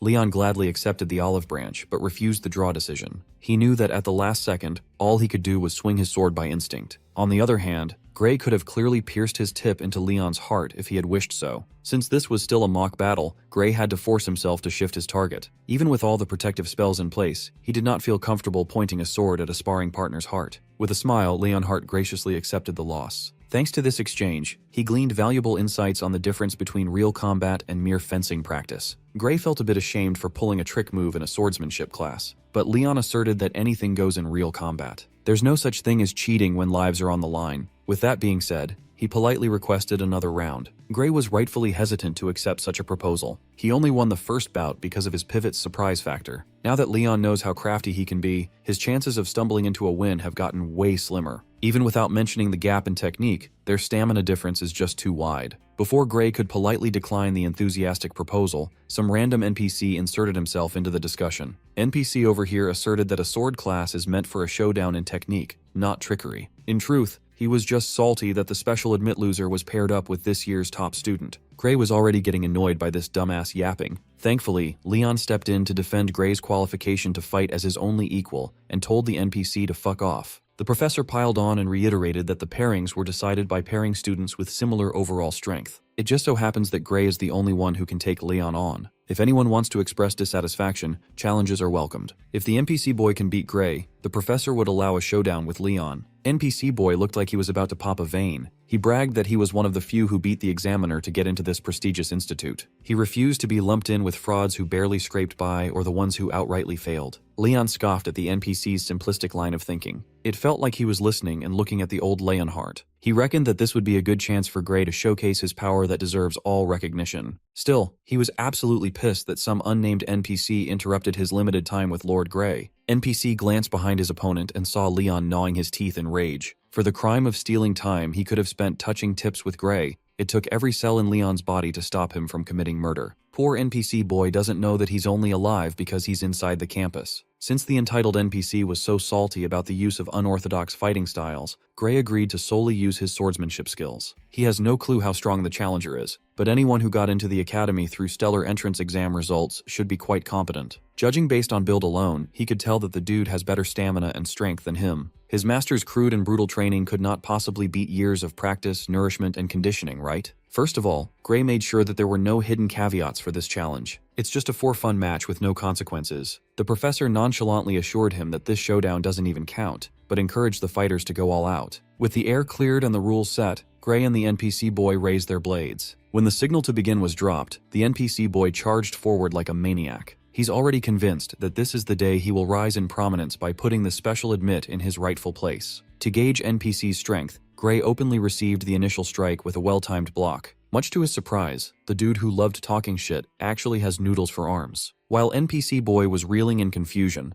Gray was already plotting out the next move to deal with the light-hitting normie in front of him. Trying to recover from the humiliation, the NPC boy got up, acted as if nothing had happened, and restarted his attacks. Gray wondered if the dude was holding back or if he was just that bad. His mind was preoccupied by questions that he forgot to control the depth of the next cut he dished out. Gray easily drew blood by scarring the NPC's life forever. With one of the combatants desperately crawling on the floor, the professor motioned to announce the conclusion of today's final match. Gray immediately felt bad about overestimating his opponent and causing some serious damage. He was aiming for a simple disarm into a dodge, but the NPC guy was dumber than Gray anticipated. Like a good boy, NPC just stood there and took that tip until he bled. With tears of humiliation flowing down his face, NPC requested a rematch right away. He strongly insisted that he just slipped up, and the first win was a mere fluke. The professor felt so bad for the guy that he allowed more rounds until he finally got the message. Once again, NPC boy lifted his blade and feet off the ground. A few minutes later, Gray hesitated to raise his sword out of pity for his poor victim. The NPC boy had been spanked, and dog-walked repeatedly so that he looked unrecognizable from the arrogant challenger earlier. With a face that only a mother could love, the professor and the students averted their gazes. The swordsmanship prof had to ask some of his students to drag the dumbass into the infirmary. With the last bit of drama out of the way, the freshman year representatives were crowned. As expected, it was Gray and Leon. The repeated beatdown from earlier prevented any and all objections. Unfamiliar with how the academy works, he asked how he was selected as some kind of representative. Leon gladly explained that the top first years must take on the second year champion in the much-awaited inter-year battle. In recent history, the first years have a record of 0-35. It was a literal 0% win rate, a 35-year losing streak. The professor has a feeling that this year would be different though. 3.5 decades of absolute pub stomping is just too crazy. It signifies the power gap between freshmen and second years. A single year of survival in this academy is huge. At this point, losing to the upperclassmen had become a normality. If anything, it's to be expected. If a freshman could put up a decent fight, that could already be considered an impressive feat. A win, on the other hand, would go down in the academy's history as a miracle. Being chosen as one of the 2 representatives should be taken as an honor. Leon and Gray must carry that responsibility on their shoulders. Since there are practically no expectations of winning, the inter-year battle doesn't sound as serious as Gray thought it would be. Still, this is a golden opportunity to prove that a Divine Eye special student can actually hang with the big dogs. In the coming days, he immersed himself in intense training. Meanwhile, under the headmaster's lead, the Academy's faculty meeting broached the topic of Professor Budra's proposal. Looking like the pot of greed, Magic Department Professor Budra floated the idea of kicking out the Divine Eye special student, Amy White. Immediately, Ariel opposed the incredulous proposal. She was the one in charge of her students. Random pigs should not have a say. Still, Budra yapped about how Amy White failed the third-year advancement exam. He found it unfair that she got to stay in spite of her failure. Every other student who failed was expelled. It's not fair for those who went through the proper due process. Ariel calmly reiterated what she had already explained countless times before. Amy is progressing towards becoming a world-class fighter. She suffered intense backlash and is temporarily unable to display her full power. If healthy, she would have passed that silly exam with flying colors. Budra refused to believe in Ariel's narrative. A few other professors also refuted her statement. Anyone could paint the picture of some hidden prodigy, but without solid evidence backing up the claim, it's all just fantasy. Ariel firmly asserted that Amy is bound to gain full control of her power any day now, maybe even tomorrow. If they push her too soon, that window might close forever. The coalition of Magic Department professors continued pressing her. They are framing their stance as if they want to protect the Academy's integrity by upholding its high standards. Ariel had to remind these people that the Academy exists to nurture exceptional talents. Kicking out someone gifted just because they don't fit into a system defeats that noble purpose. With a smug smile, Budra insisted that the special picks are in a steady decline, labeling the current batch as a bunch of failures. Amy White, Bella Albright, and Jacob Bloomfield, all of these so-called prodigies, come with some form of baggage. He implied that the Divine Eye must be going blurry. Perhaps it's time to abolish such an antiquated program. Ariel had gotten used to being piled on by these men, but they had never gone this far before. Budra continued that the Academy's Founders Council established the program, so if they vote and half the faculty agrees to the idea, the decision should be respected. Given the lack of results from the current Divine Eye batch, a lot of professors are on board with this idea. They all heard about Bella's improvement, but they view it as a minor advancement, given her still questionable mana capacity. Admittedly, old Divine Eye students were legendary talents. The recent batch pales in comparison. Based on the sly looks being traded around the roundtable, it seems like this meeting was a coordinated effort to oust Professor Ariel. There are more vocal anti-Divine Eye voices than she anticipated.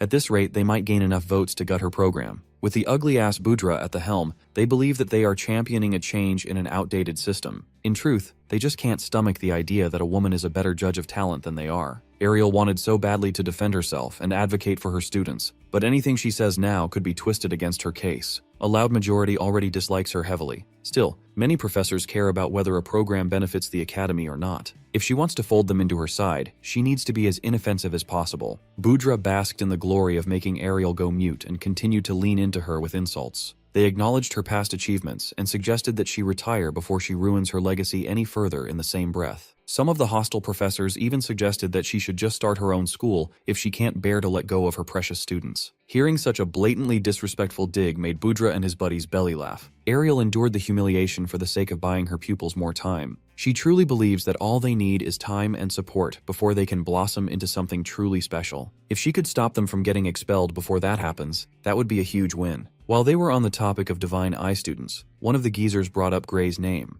It has been announced that the kid is being hailed as a promising freshman in the swordsmanship class. Hearing that a Divine Eye reject was picked for the inter-year battle made Budra perk up. He confidently propositioned everyone to decide on the Divine Eye program's future based on the results of this year's inter-year battle. Ariel sneakily glanced at Heathcote. The stalwart trainer shook his head in disapproval. She argued that Gray is not suited for mock battles. He's supposed to be a lethal weapon, only to be deployed in a kill or be killed scenario. A geezer slammed his fist into the round table and accused Ariel of coming up with more excuses. He believes that skills that won't show in training won't be useful in real combat either. Losing the leverage in this negotiation, she tried to explain that Gray's abilities cannot be judged through common sense. Before the meeting got even more heated, Headmaster Alexandro demanded silence before wrapping up today's discussion. Curious as to what Gray is capable of, the headmaster agreed that every professor should come and watch the inter-year battle before properly picking a side. Ariel was mortified, but the meeting had been adjourned. Every other professor left the round table with glee, leaving Ariel listless in her seat. Heathcote was worried for his friend. Ariel trembled as she silently apologized to her students. She's seen how strong Gray can be if unleashed at full power, but the boy still needs time to develop a solid foundation. Right now, all she could do is place her hopes and dreams on the back of her youngest prodigy. It's up to Gray to protect the Divine Eye program's future. The day of the inter-year battle has arrived, and the entire academy gathered at the Colosseum for the festive tradition. Introducing the competitors, the poster boy of noble swordsman,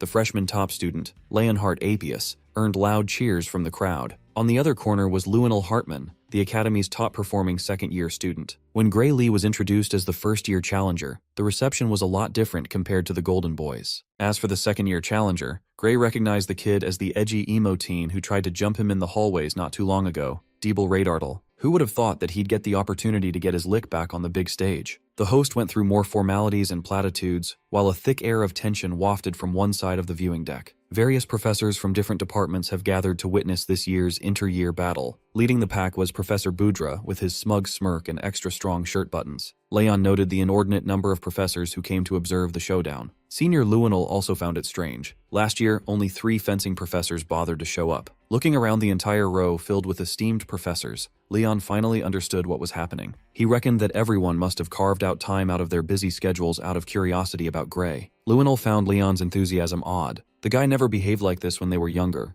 Boudra confessed that they really showed out to watch Gray and to witness the final battle of the Divine Eye Special Admits. That revelation caused a buzz amongst the students who just wanted to watch some bloody fights. Unaware of what was discussed behind closed doors, Gray asked for clarification. Boudra was amused to hear that the boy hadn't been informed of the crucial role he was about to play in academy politics. With full confidence, he announced that the Divine Eye class is being abolished, crushed, and deleted out of existence. Gray immediately turned to Professor Ariel for confirmation, but her reaction was enough of an answer. She knew that if she told Gray the truth, that boy would push himself to dangerous lengths. He might even risk it and use that destructive power again. Without proper rest and training, overstraining his body could kill him. Instead of moping, Ariel chose to put on a brave front and cheered on her boy. She alleged that Boudra was just playing mind games to psych him out. Her words might sound composed and confident, but her trembling hand paints a different picture. Gray chose to respect his professor's wish to protect him from pressure, but that doesn't mean he won't go sicko mode today. Boudra pouted when his provocations were dismissed, but he's excited to watch some clownery from the freshman. He's expecting the young man to lose so miserably that the other professors would finally get off the fence and realize that Ariel's Divine Eye is nothing more than a party trick these days. Since that pig upstairs can't stop yapping, Gray spoke up. He can't let blatant insults against his mentor slide. He doesn't care if Boudra badmouths him. Talking down on Professor Ariel's judgment is a mortal sin that he can't forgive. Hearing Gray stand up for her gave Ariel a kick in the guts. Boudra scoffed and tossed some generic trash talk. He can't even think of any creative insults. Gray vowed that by the end of the day, he would prove Boudra's dumbass wrong. Fatty loved dishing out insults, but he couldn't take them himself. The referee stepped onto the stage and asked the participants to split up into their respective corners. Ariel appreciated Gray's maturity, but she's in the dark as to what he's planning.